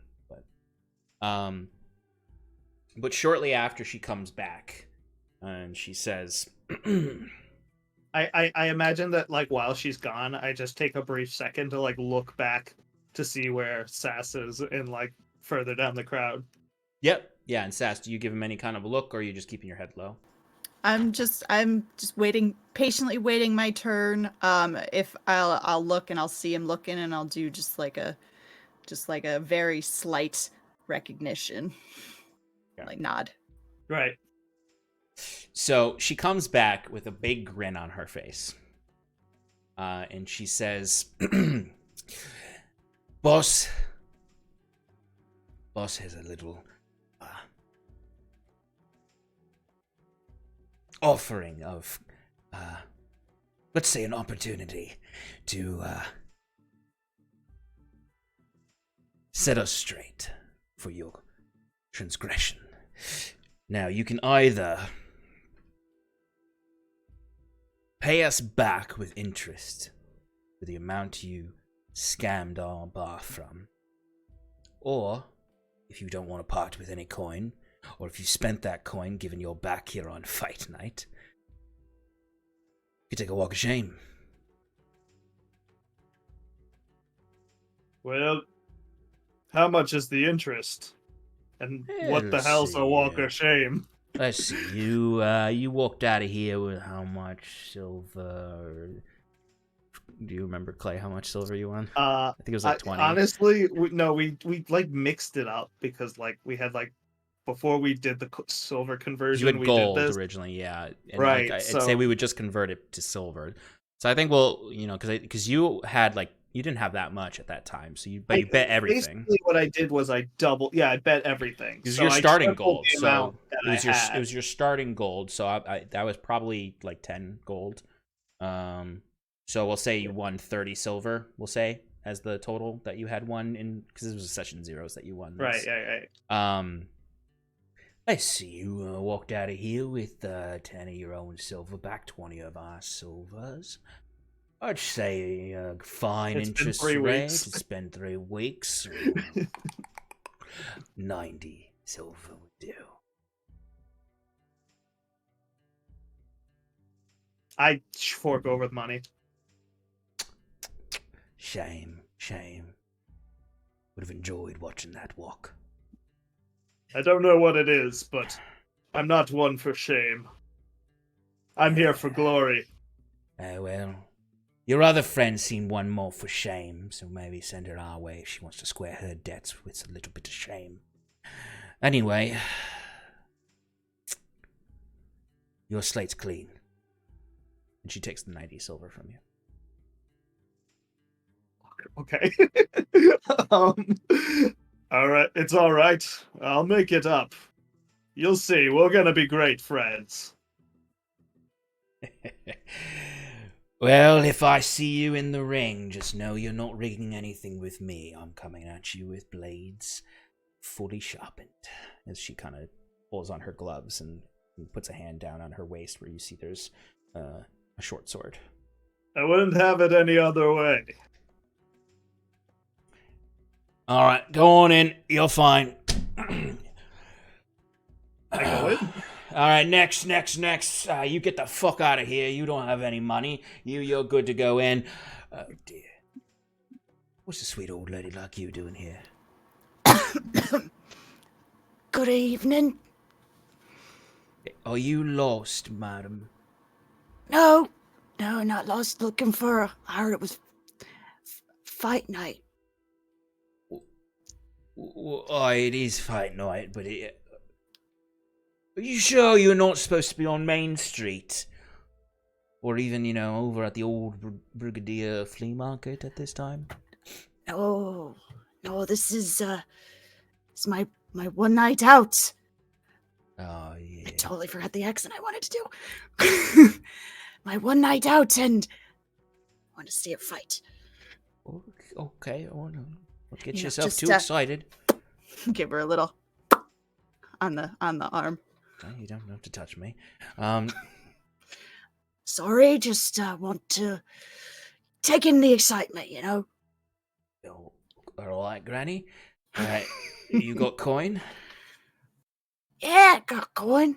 How much you need? You want to spend coin tonight? Maybe, if I think it's worth the fun. Let's just say you spot us a little bit of silver just so we know, because you don't seem like the spending type. Toss us a little silver and we'll let you in, Granny. How much you talking? How much you willing to give to get into the fight night? I asked the question first. Give me a persuasion roll. Persuasion. Oh, it was almost an 18, but it's a 2, so a 6. Well, Granny, I don't really want to be taking advantage of you, so whatever you're willing to give. So don't. No, well, you still have to give me some silver. How about 3? 3 sounds fair, Granny. She holds her hand out. I will take out 3 silver, smack it in her hand, and as I go to push by, my name's Rhyme, not Granny. What's your name? Rhyme? No, Rhine with an N. Rhine. Granny Rhine, all right. No, Granny. I'm not a Granny. All right, then. Head on in, ma'am. And you notice, like as you head in, because you're not an old woman, you hear her say, because she thinks you can't hear for shit. She leans over to one of the guys and says, "Hey, keep an eye on her. Make sure she don't get hurt. She's that crowd's too rowdy for a granny like that."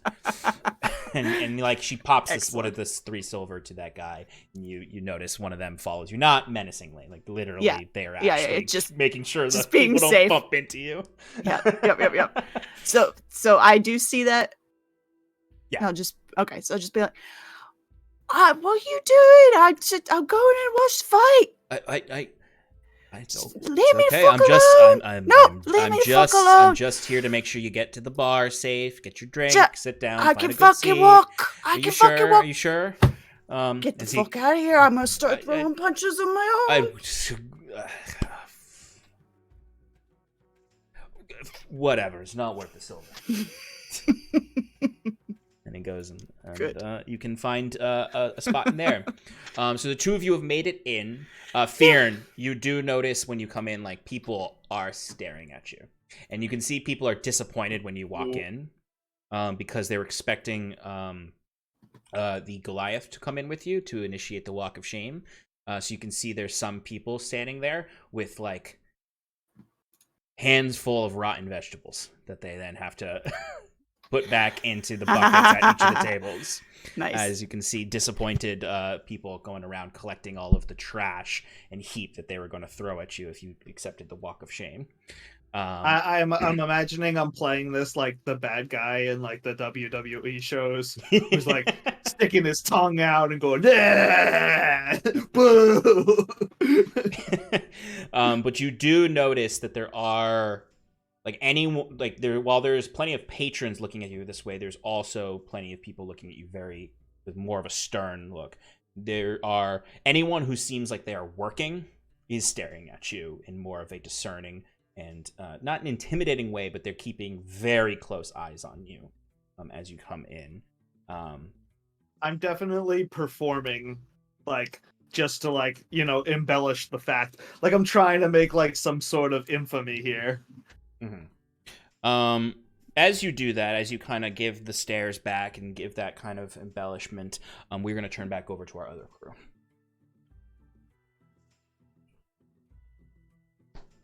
So, 2 of you are working on a gramophone while Jacquette is banging on that drum.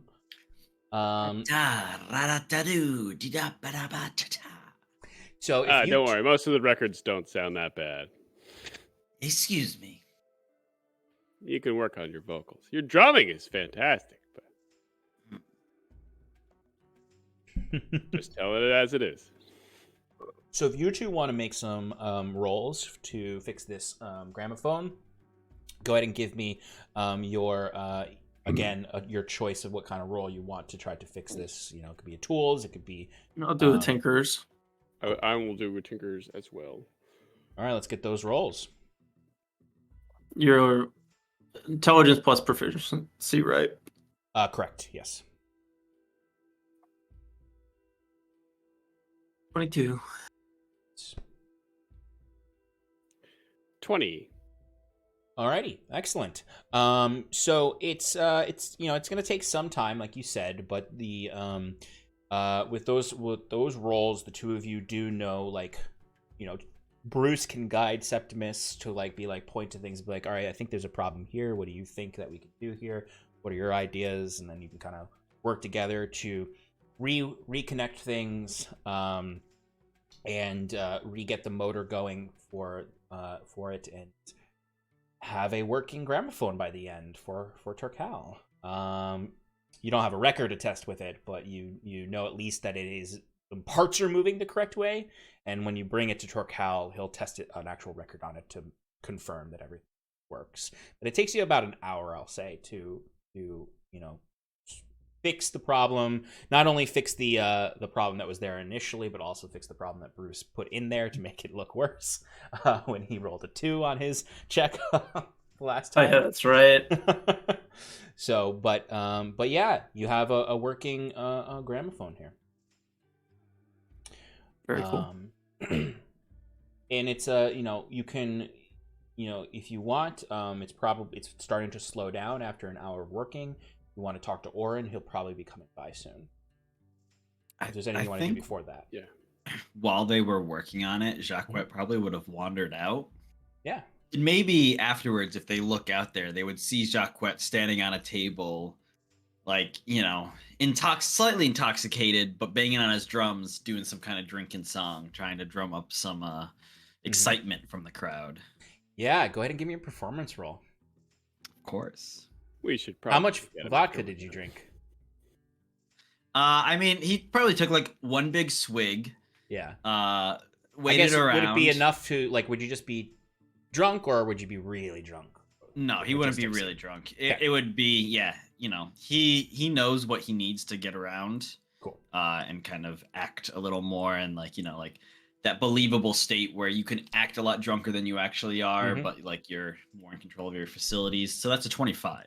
25. All right. Excellent. Playing a little Todd Rundgren. So yeah, absolutely. You're beating this drum, and I imagine that you don't necessarily sing in front of the crowd, but sort of like that sing-songy storytelling with the drum. Right. What kind of story do you tell? You don't have to do an actual specific story, but you can give vibes. Right. Also. Yeah, it's he's telling a story about like the layman going about his day and like the hardships you face and the like perseverance of the everyday man and how we should look up to them. Going home to a wife that doesn't love you. Yeah, exactly. Yeah, so he's playing to the crowd. Yeah, absolutely. You all hear. Yeah, you hear from the other room, LaRue just being, or Jacques just being, solidarity forever.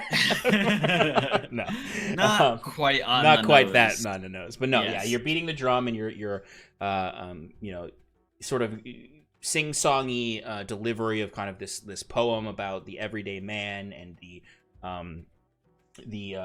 honor that comes with working to support your family and the honor that comes with sticking it to the man to provide for your family. And the crowd does love it. You see there are a few, so like you have two different types of people here. Sure. You have people who are commiserating with the song and feel like it is being sung to them or spoken to them. And then you have a different crowd, which are the kind of like artisans, merchants, the richer folk who just kind of find it folksy. I'll even say that you find yourself at the end with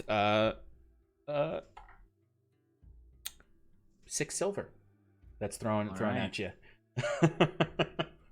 From a few of the workers, like collectively all the workers there give you 6 silver. You don't get anything from the merchants. That's fine. So the two of you, when you finish that, you're like, I think it works, and then you kind of like hear this showmanship outside.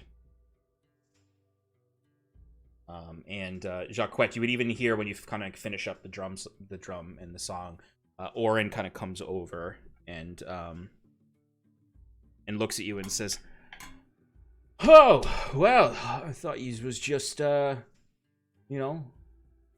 prim, posh cat. Liked his warm baths. Didn't take you for much of a storyteller or performer."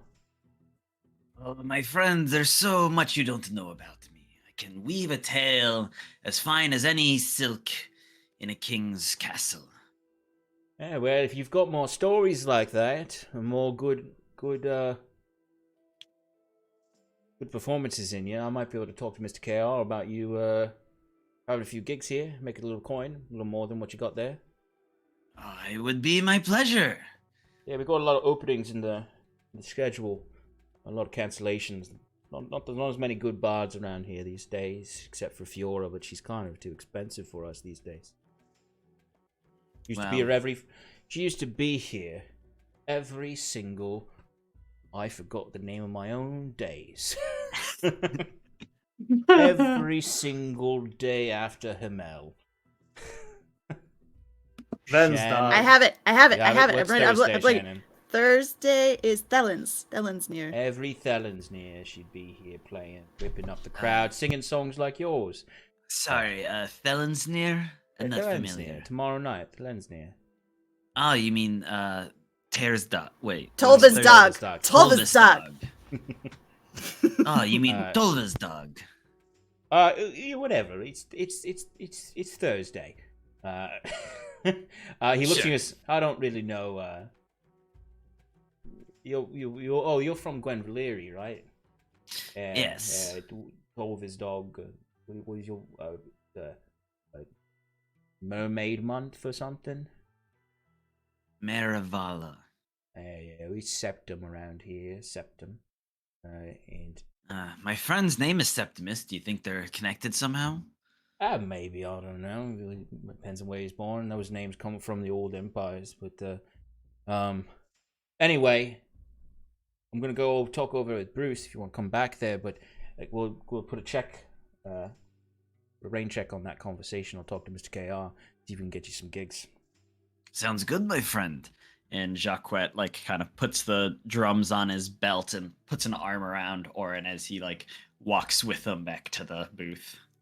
Yeah, and he goes, "Yeah, it's good performance, good performance." And you see as you're even walking, he's saying goodbye to people that are regulars and stuff. Is really a lot of the crowd empties out after you're done performing. You almost kept some people there that were going to leave. They're oh no, let's stay and listen to this guy. And the bar is relatively quiet now, and there's so a few enough people that he doesn't actually really have to tend bar. The other staff will take care of it as he comes in and sits in and sort of Bruce and Septimus they kind of come in boisterously as Orin kind of plops down and looks to you two and then looks at the gramophone and is oh, you was working on something quite impressive there. We was looking into getting one of them for the bar here, cheaper than the pods, as he points at LaRue. Now that we brought LaRue back, I keep saying LaRue. He points at Jacquet. Yeah, the upfront costs of these are quite a copper, but Yeah, that's why we decided otherwise. Also, a But- bard, brings a certain energy to the field that one of these does not bring. This is better suited in some collector's corner or, I don't know, some rich folks' villa. yeah, it's for- kind of it's just good background music for this one.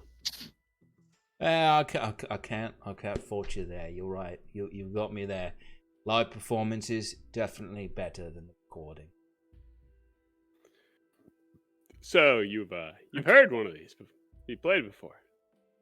I've never actually touched one, as he kind of is poking at the horn on it. But I, occasionally Mr. Chaos sends me on little reconnaissance missions to the other taverns, and I know the Cask and Crow, those folks have got a nice setup in the corners of their establishment, a little kind of smaller version to this, that, play music for the whole establishment, when they don't have a bard, they've got some kind of background music. It is kind of nice. It is a little calming, I'll be honest with you. When I'm talking to people, I do like it when there's a little music behind me. It takes a little bit of the stress off me. Right? Yeah, I like it too. Hey. Yeah. You have to tell me more of those reconnaissance missions sometimes. Oh yeah, well, I've been all over town, man. I've seen every bar in Hyven. I've even gone to the abandoned ones, the ones that are no longer around. Do a little investigation, see why they're not around anymore. Yeah, don't you worry, Orin. I've been telling everybody the Harlequin is the place to go. That's right. You're good people, mate. You're good people. Who do you talk to? I don't think I've seen you interact with anyone. I talk to those who are also intelligent, Jack. Oh.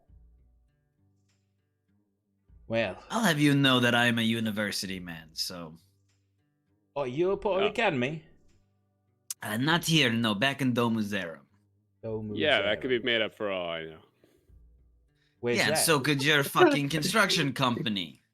Hey, good. Koboko? What kind of fucking name is that? I never said I got a formal education. Right, but I'm saying your company could be total bullshit. It could be, but check out my business cards. Oh, and you see Orin takes it and looks at him. Oh.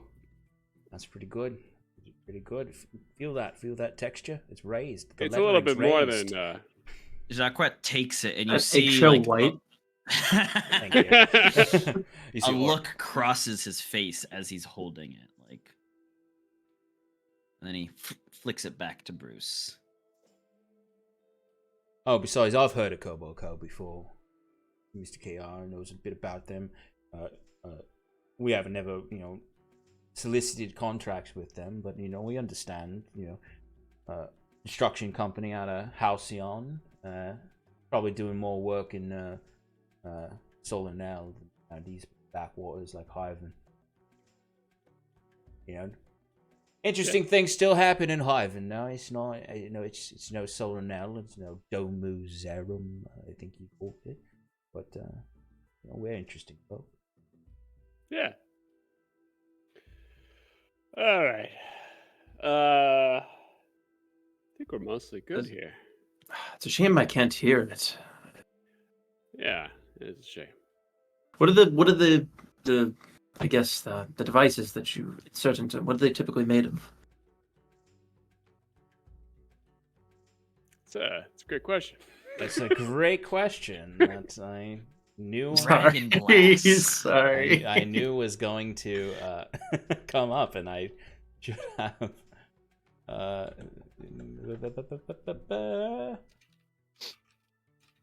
don't know what they made, but Bruce, you would know that they're Not relevant then.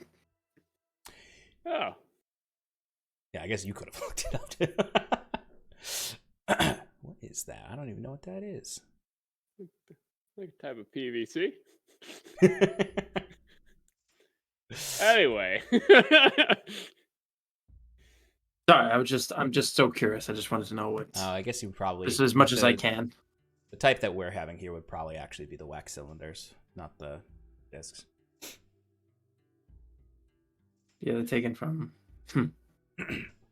wax elementals. Yeah, because wax doesn't exist in this world unless it's extracted from elementals. Exactly. Just like water. Well, actually, I'm being dumb. I actually have an answer for this. I've developed this lore. Why am I not pretend? You would know that there are the wax cylinder versions, which are technically made, and then there's the magic discs. So there's two different ways to play it. There's the technical cylinders, which are laymen can create, but then mages, there's a spell that can be made that basically creates a metal disc that plays similarly to what we would perceive as a vinyl record. It creates grooves. It magically creates grooves in it that can then be used in a gramophone to replay that audio. Because I actually came up with this a long time ago, the magic version of this. And those are rewritable. Awesome. Yes, they are. you can basically, if you just cast a mending spell on it, it will return it to its original state, and you print a new record. Yep. So yes, you do know how they're made, and they're either wax cylinders or magic discs. All right. Yeah. Is there anything? Can we get another bottle of Nordka? Oh yeah, we can get you that. Check, That'll be Drink it all. I didn't drink it all. There wasn't much left. You had a full bottle, so I don't think it'd be quite concerning if you drank the whole thing. I didn't even drink half of it. So then what? There's a nearly full bottle sitting on the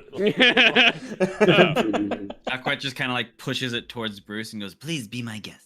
Hey, but if you're interested in buying more booze, I can sell it to you. You don't have to drink it. But anyway. No, that's all right. I'll just. I won't be having any, so. Well, Oren, go on. give me another half hour to close shop up, and I'll come back and have a few drinks with you. All right. It's good to see you, Bruce, and the rest of yous. Good to see you too, Oren. Right, and he steps out through the curtain. And we will jump back to the other group.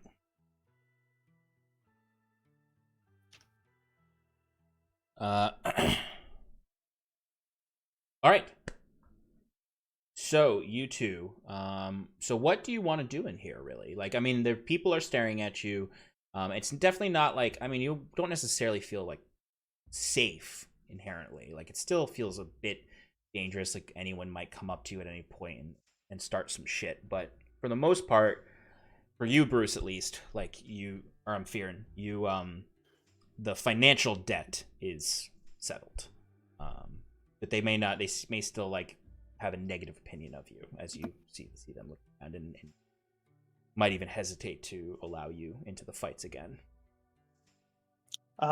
So I think first thing I would do is try and like inconspicuously get a word in, not like talk to, but get a word in to Saz. Like maybe, she goes to the bar or something once she shakes the bartender, the guy who's Saz, watching where would her. you go after shaking the guard? So I think the first thing I would want to do is I'd want to look for the bookie, the guy who I made had the contract with. Yeah, just I'm not looking to talk to yet. I will. That is my plan, to go talk to them. But I'm just clocking where they are. Yeah, they're in the same place. They're in that kind of like raised, kind of like DJ booth sort of area that's above the fighting pits, where they're just kind of like up on like this like sort of almost like judges pedestal that they're up there on, where they deal out the bookie deals and make the announcements. Cool. And then I would go sit at the bar, so you could find me over there. Cool. Yeah, I think I would just, not sit next to her, but like speak loudly to the bartender. Like I get a drink and then I'd say, like, towards the bartender, but say it loudly enough that everyone can hear what I'm saying. I'm gonna go see the bookie about a fight. I hear there might be I saw a guy named Redcap fight last time I was here. Is he still around? I'm saying to the barkeep. Yeah. The barkeep looks at you and says, first of all, he's like, there'll be a silver for your pint there, mate. But Redcap doesn't really fight as much anymore ever since his humiliating defeat by the rat. And he kind of just points to the corner of the bar where you can see the man you saw fight the rat, Redcap, just wasted. There's like clearly like empty mugs around him, like head down, just like staring into the cup, and then just like slams it down. Cheers. I give him an extra silver and I take an extra beer and I bring it over to Redcap. Okay. This all would happen next to you, Sass, so you can do as you wish during that. Okay. As you're walking by, Fionn, I'm gonna say really, really fast under my breath and hoping you hear it. Ask where my debt is, please. I'm gonna follow you. Just ask where my debt is, please. Okay. I do that. I mean, like, I go over to Redcap. Okay. So you see Redcap is sitting there, and he looks up and he's like, "Oh, you're probably the only man more humiliated than me here right now." Well, us outcasts have to stick together. I hand him the second drink. Thank you. You're very kind. Thank you. Ooh, White Eye? What White Eye, right? White That's Eye. right. Yep. You come up with these stupid names, right? This fight is turning into everything. Oh, Redcap. I don't even wear a red cap. Fake demon creature I'm scared of when I was. My name's Brandon. Brandon. Good to meet you, I guess. Why are you still around here if you don't fight anymore? You just kind of get used to the crowd and get used to the setting, and then you don't really find you don't really have anywhere else to go sometimes, and old friends don't like that you're hanging out in the widow's ward. New friends know what you did there, and yeah, I don't know. It's just the only homey place I know. Your old friends don't like you here. Why do you stay? You should try and mend bridges. Oh, no. It's complicated. So let's not talk about sad things. Wait, let's drink, right? Right. Look. Oh, sorry. Go ahead. Yeah. I'm gonna leave you to drink in peace, but I must let you know this isn't healthy. If you want help, talking to your friends about turning your life around, I could help you. Give me a persuasion roll.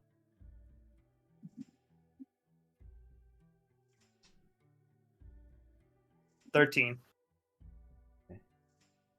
And he kind of looks at you and he just sort of like smiles again. Go figure. Sympathy, empathy comes from the fellow pit fighters. Yeah, maybe. I don't know. Maybe let me think about it. And he stares into his mug, and then he's like eyes look down. Where did you get those boots? Don't worry, friendy. Redcap. You bet on me tonight. I'll show you. Yeah. Okay, yeah. I'll bet on you. Wait, no tricks, right? No tricks. Never. Some pit fighters are built different than others. I'll show you that there could be honor in this way. Okay. And he goes back to drinking.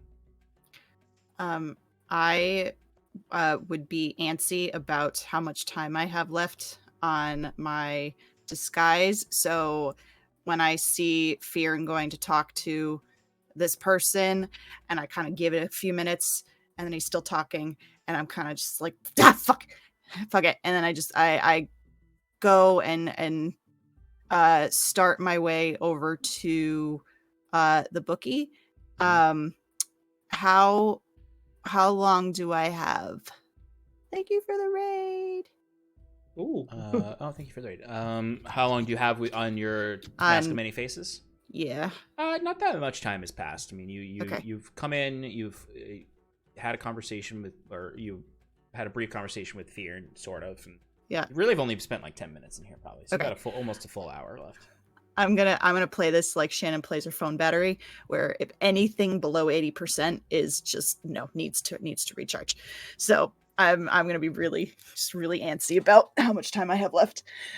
So I'll go over. Is there a line waiting to talk to them? There is a small line. Like there's maybe like 2 or 3 people. Okay. So I'll wait my turn. And then when I get up there, I'll just say, "Good evening." Hello there, Granny. What? Ryan. My name is Ryan. Hello there, ma'am. Looking to make a bet? Yes, and I actually. Or are you looking to get into the fight? Oh no! You look tough. You look tough. I mean, yes, I am. Strength very, in those tough. bones. That sure is. I don't. Yes, sure. There. Yep. I actually had a question for you. question. Okay. Yes. I have a friend. You see, I have a friend who I believe owes quite a bit of money. And she sent me here to ask how Does your friend have a name? Yes, I believe she didn't tell me her real name, but she was referred to as I believe it was the Sea Witch. Oh, okay. And how do you know the Sea Witch? Oh, we go way back. You related to her? Nope, She your just granddaughter? friends. Nope, we're just friends. No reason to judge. Do you know where she is? Nope. When's the last time you talked? Yesterday. We talked You don't know where she is? Nope, we met. I knew where she was then, but I don't know where she is now. Where was she then? Why all the questions? I just asked you. I'm looking for answers. Are As you looking said, for her? She owes a lot of money. Yes, and she wants to make good on this. You know, she wants to start paying back her debt, but she'd like to know how much she's got left. Or not left, how much is there. And I have the original bet if you need it. I do. Yeah, okay. And it was in gold. It was... So it'll be silver instead. Fuck, I just had it. Okay, it was 1 gold and 10 silver with a heavy interest rate. So, is that 30 silver? Yeah, that would be 30 silver. Yep, with a heavy interest rate. Yep. I'm going to calculate right now.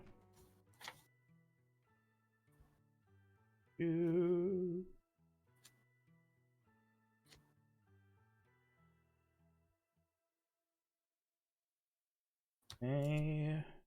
Times 3 Oh, okay.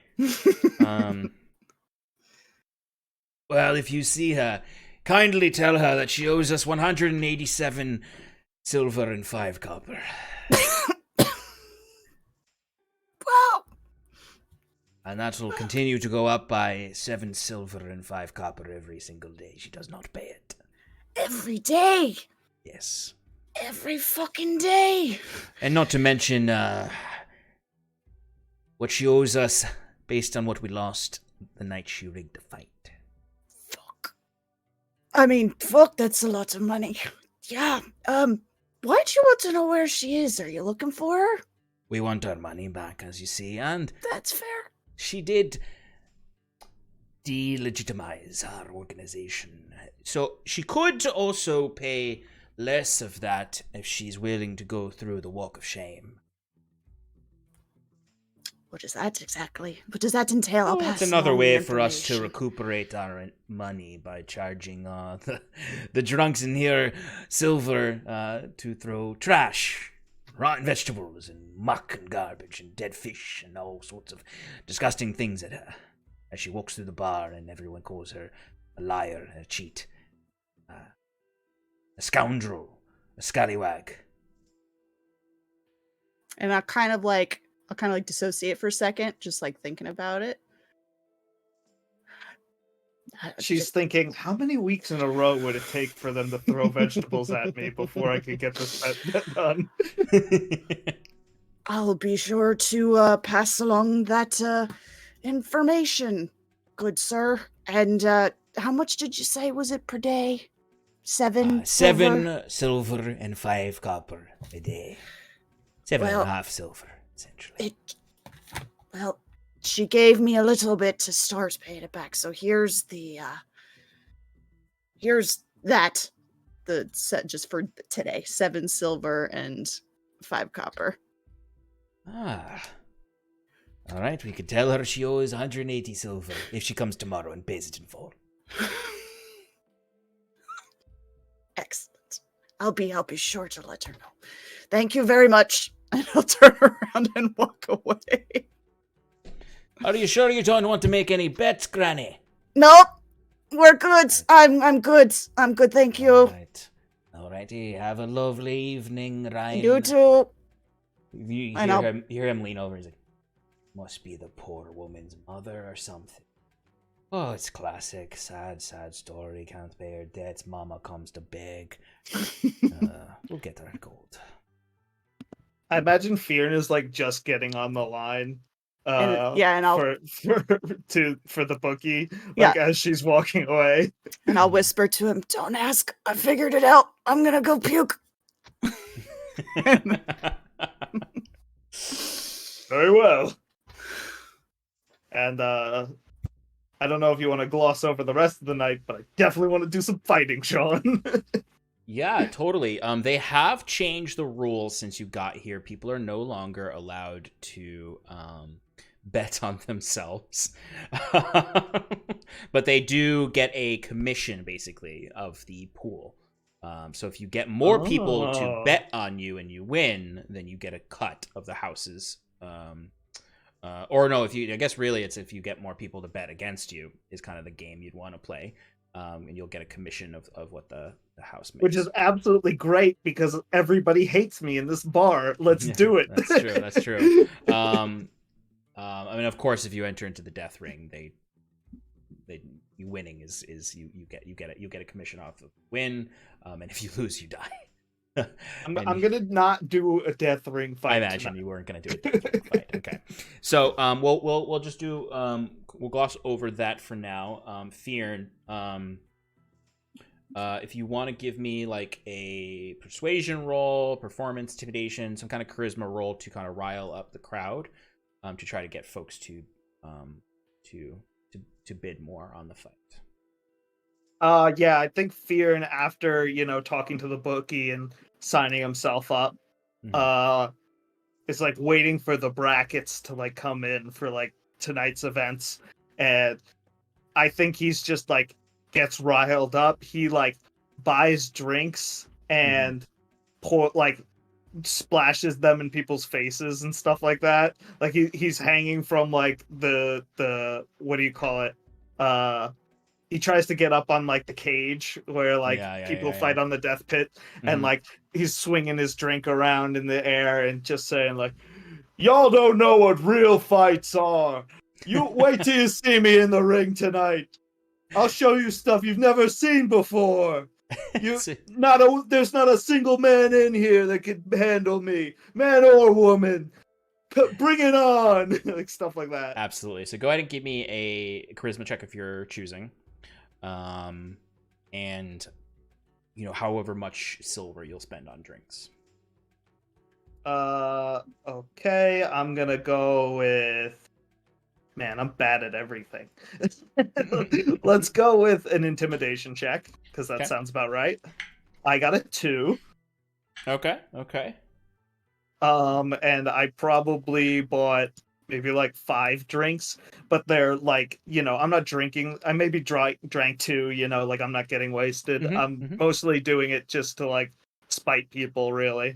Yeah, absolutely. Okay, so I'd say 5 drinks cost you 5 silver. You're able to kind of whip the crowd up a little bit, but they don't really. They're kind of more like, like whatever. This guy's all talk. We don't even know if he can actually fight. It was fake before. Like these are just things you're like hearing whispering. So like people do successfully bid against you in that sense, but like you're not able to really get more than would have already. Gotcha. And we are going to cut back to our other friends, though. So, Harlequin crew, what would you like to do with the rest of your evening? Want to talk with Oren, or is there other things you want to do? Yeah, probably talk to Oren before we leave. I imagine the rest of the time that we kind of spent while Oren was breaking down the evening, we either looked at the gun or just talked out what we're gonna do for the next couple of days in terms of stores to hit and whatnot, and Make a shopping list. yeah. Septimus, you wanted to meet Dorcal at some point, right? You think you can manage to bring this gramophone by yourself, or do you want company? Or You're muted. You're muted. I can't really hear you. I mean, well, you fixed the thing, so I feel like you should present it to him yourself. Plus, on top of it, I feel like you would be interested in hearing what he'd have to say, as far as speaking further with Machinus Whispers. All right. Yeah. I'll come I'm visit with sorry. Whose whispers? Machinus. I'm not surprised you haven't heard. It's a group that most people in the Aldhalor Islands are averted to, but they're a sect that believe something that's a little less conventional, turning away from the elemental spirits and worshiping them more towards the machine. Ah, okay. Kind of like Sal, right? Exactly. And I only know through whispers, but I'd like to speak more with somebody who's fully invested in part of it, because it's clear to me that whatever basis that of their beliefs must be correct, because how else would I manage to control Sal in such a way without fully understanding him, or even creating this just padding, not revealing it on my back. Yeah, sure. Just be careful. If they start asking for coin, I think it's a cult more than anything. I've dealt with a few of those. Yeah, it's good. Good point. They might have something interesting to offer in terms, or interesting ideas on things. Either way, stay speculative. I just like to pick their minds Right. and hear exactly what beliefs they follow. All right. Well, But seems a bit late now. yeah, Probably we should. wouldn't. Turakawa would not be probably at a shop or his stand at this hour. No, it's pretty late at this point. But Should we? Sorry, I didn't mean to interrupt you. No, I was going to say, as we said, for the week, we have plenty of time to figure that out. Right. Would like to go to the academy at some point. Around this time that Oren would come back into the room, kind of plop down, and he's brought his own another glass and pours himself a little black. The Nordka Cran. How's the rest of your shift go? It's tavern keeping. It's not where it used to be, man. It's Not getting the right tips. no. What's There's going plenty on? of tips coming in. It's just complicated. It's just so much to do. So much to deal with, man. See, well, fucking got a reporter coming in. Questions about some bullshit. And you About got what? some lead they got on some murder in town. You know, something happened over on a street Bruce's that I'm heart looking is up. beating so fast right now. Yeah, right. Some murder happened off fucking where was it? It's all over in the temple court. Some bloke got his head smashed in the old church there. Some other bloke got his head smashed in too. Two smashed heads over in the temple court. Hey, fucking no, man. I don't know. Asking me all these sort of questions about Mr. KR and any strange folk who come through town recently. Not from around here. Sees. Didn't tell him about yous, of course, Bruce, but I don't expect you to be smashing skulls in, right? Right? I could no. I can't. How? It's almost in that moment, like in movies when like someone like they have the person talk very much like they're accusatory, but like that's just how you're hearing. You're hearing him say like, "Yous wouldn't smash a skull in, right, Bruce?" But he's clearly being jovial to anyone else. Right. Bruce is like a little frozen. No, we're not going around killing anyone. Please, Oren. I was not saying anything. No I know, but you cause accusations, stress man. teasing the little one. Jacquet says as he like kind of ruffles Bruce, and then you just feel like Bruce feels like a tight like grip of Jacquet's hand on his like nape, almost like trying to be like get a grip. Yeah. Yeah. That's interesting. What reporters? He said. When he takes like a big gulp of the Nordka Cran. It's just like, yes, man, that's fucking Hiven times, mate. Yeah. You know, I was a kid. There's no newspaper here. It's just, you listen to a good old fashioned town crier.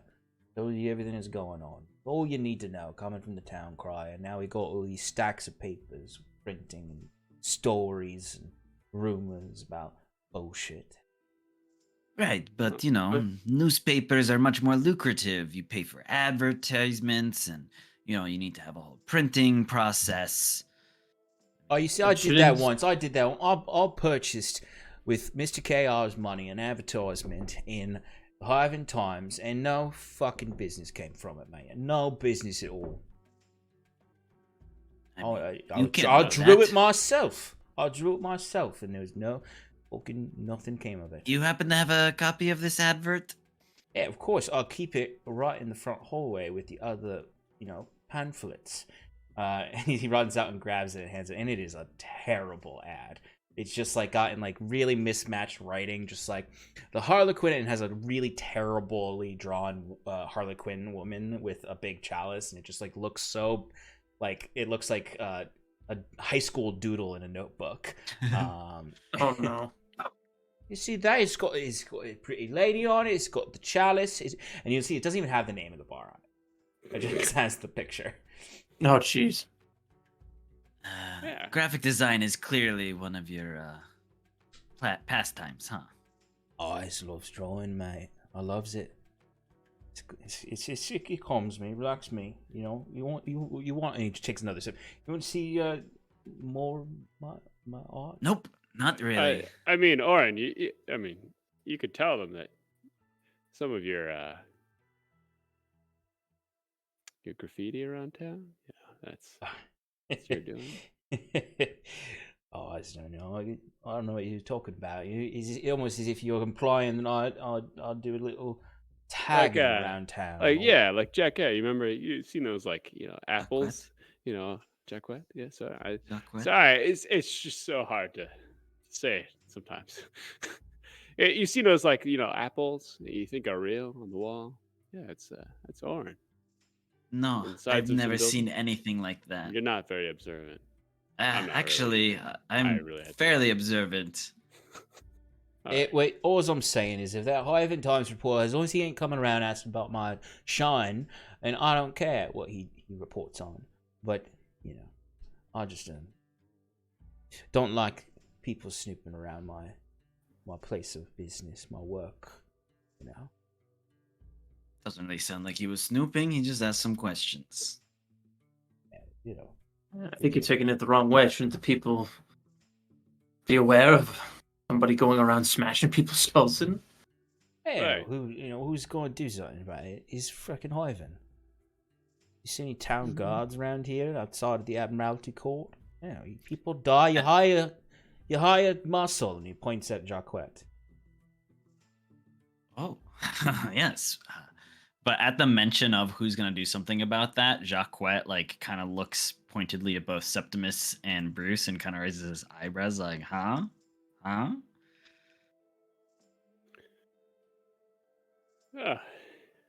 Yeah. Who would do something about it?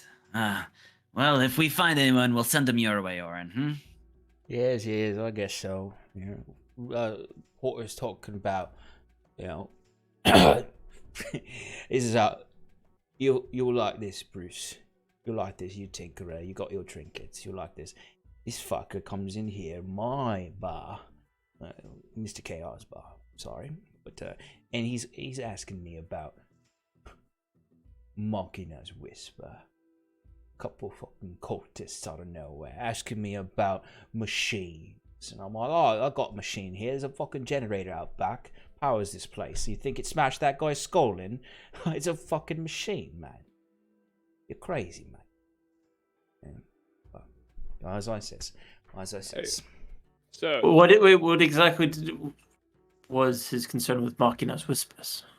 was he blaming it on the murders? On He said he got a Machina? lead, whereas, you know, the smashing of the skulls is reminiscent of big old fists of them automatons that they always find out in the wilds. You know, just thinking that maybe it was not a murder at all. It was some kind of rogue machine, man. And then he's like, oh well, you know, there's a cult out there, and you know, and I was like, there's no self-respecting folk in Hiven who worshiping, you know, fucking wires and shit, man.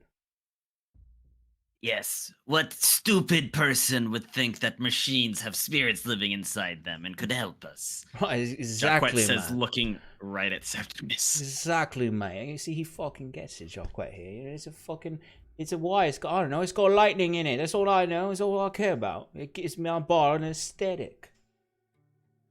Speaking of this reporter, Oren, what was his name? Oh, his name. Let me pull up my little book. Sure. Oren pulls out a little black book in his pocket. He went by Kellen. Yeah, Kellen. What did he look like? He's Dragonborn fella. Green scales and all. Really posh, mate. Really posh. You know, that's what happens though when, you know, Admiralty Court, that's where the headquarters is. That's where the editorial board is for Hiven Times. You know, posh fuckers come down here into the streets of Hiven, think they know shit. They think they know shit about this place, but no. What in the Hiven Times do they have like a bias on or certain opinions on or views and for certain cultures? Like obviously they don't like these Machina whisper people. Like, do they lean? Well, I've heard they've got a little bit of a bias. I've heard, you know, man, you know me, Bruce. I'm not one for getting too deep into rumors, but they got I'd say a bit of a bias. But that's because folks say it's the Hiven Times, man. It's owned by some fuck in Solonel. You know, look over in the headlands, man, the Midlands, the capital, where all those cosmopolitan folk, you know, weird capital lands, you know, they got their weird interests, they have their weird magic jams and seasonings and whatnot. So, of course they don't fucking care a shit about Hiven. They care about selling newspapers, as your good friend there said. And the way this man was dressed, this Dragonborn fella, he had a nice suit on, you know, nice eyeglasses, nice little pocket watch made of fine metals, decorative and whatnot, man. Not my type of people, mate. Yeah. Seriously, who wears a pocket watch anymore? There's clocks all around the town. Exactly, man. And when I said, oh, you know, he thinks these clocks going around bashing skulls in.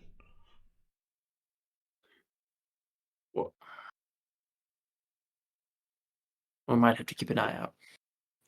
Yeah, I mean, it does have two hands and all, so. See, that's what good people like Brucey. Add on, yes, and the joke. Oh, good stuff, man. But you know, I understand dynamics of things. Everyday people just more trust them more, man. And I don't believe Machina's Whisper's even a thing. Well, we'll do our best to stay out of any sort of trouble in that aspect. Yeah, man. You do too, Oren. I'll try, man. I'll try, but if they keep sending these fucking reporters in here, I don't know if I'll be all right. But it's good seeing you, and the rest of you, all of you, always welcome around here. Good folk. And he kind of like really like shakes Septimus's shoulder with his big hands, and looks to Jacquet. I'll be back about that bard position. Oh yes, man. Yeah, we can get you into something monthly, something weekly, whatever kind of pace you want. And if it works out, then we got a good business there. But we'll talk. But don't be strangers. Come around more often. Yeah. You Sounds got good. a bard position? Yeah.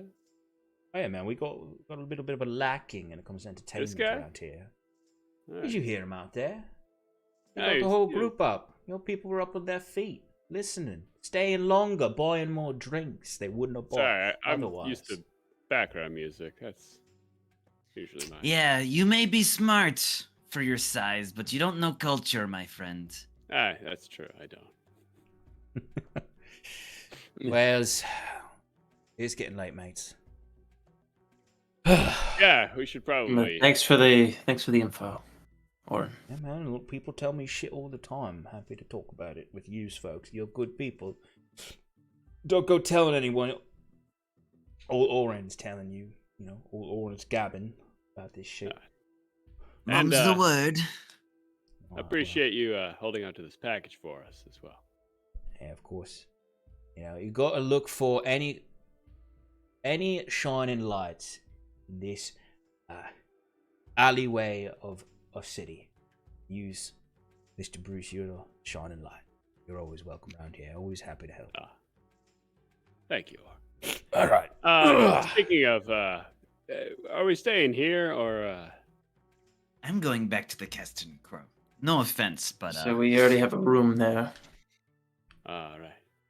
I didn't know if we double booked or booked for the. Yeah. Sorry, Oren. We'll be back. Don't you worry. That's all right. That's all right. I understand. But the background. But it's okay. Always still welcome here. You're always still welcome here. Have a good evening, fellas. Take care of yourselves. Yeah. You too, Oren. Have a good night. Okay. So the three of you are left there alone to discuss anything or head back. Sass and Fearn are back at the other location. Fearn, you are getting ready to kind of get into the ring, and the fight is going to start. Sass, you're kind of listening around, doing your thing, panicking in the alley maybe. Yeah, I am 100% contemplating that walk of shame. Just so you know. And as we have hit that kind of 9:30 time, or a little past it, I think we're going to end there. With next session, we'll pick up with the fight and whatever's left there before you all head back. And again, everyone gets back together, and the next day we'll have you all meet up with Dolvana and maybe head to the academy. Sounds good. Hope you all had a good time tonight with this RP heavy sesh, where we got to see two different environments, two different groups hanging out with different NPCs. Some nice return of older NPCs like Oren and the Bookie and the Goliath, who no one's asked their names, so we don't have. But we are going to send a raid on over to who shall we raid? I think we'll send it over to Daryl Sucks at Gaming. Daryl Dorsey, a good friend of the channel. He was on our winter show, or our February show. So go and give him some love from Paradice, and we will see you throughout the week. There will be we'll have Relaxing in Paradise again this Wednesday, where I'll continue working on painting these fine folks minis. And then the Sean and Shannon Power Hour on Sunday. We'll recap tonight's episode and then jump back into the world of Hyven next Monday. All right, folks. Thanks for hanging out with us. Take care of yourselves. Have a good night, and come back to join us in Paradise. Good night. Good night. Bye. Bye.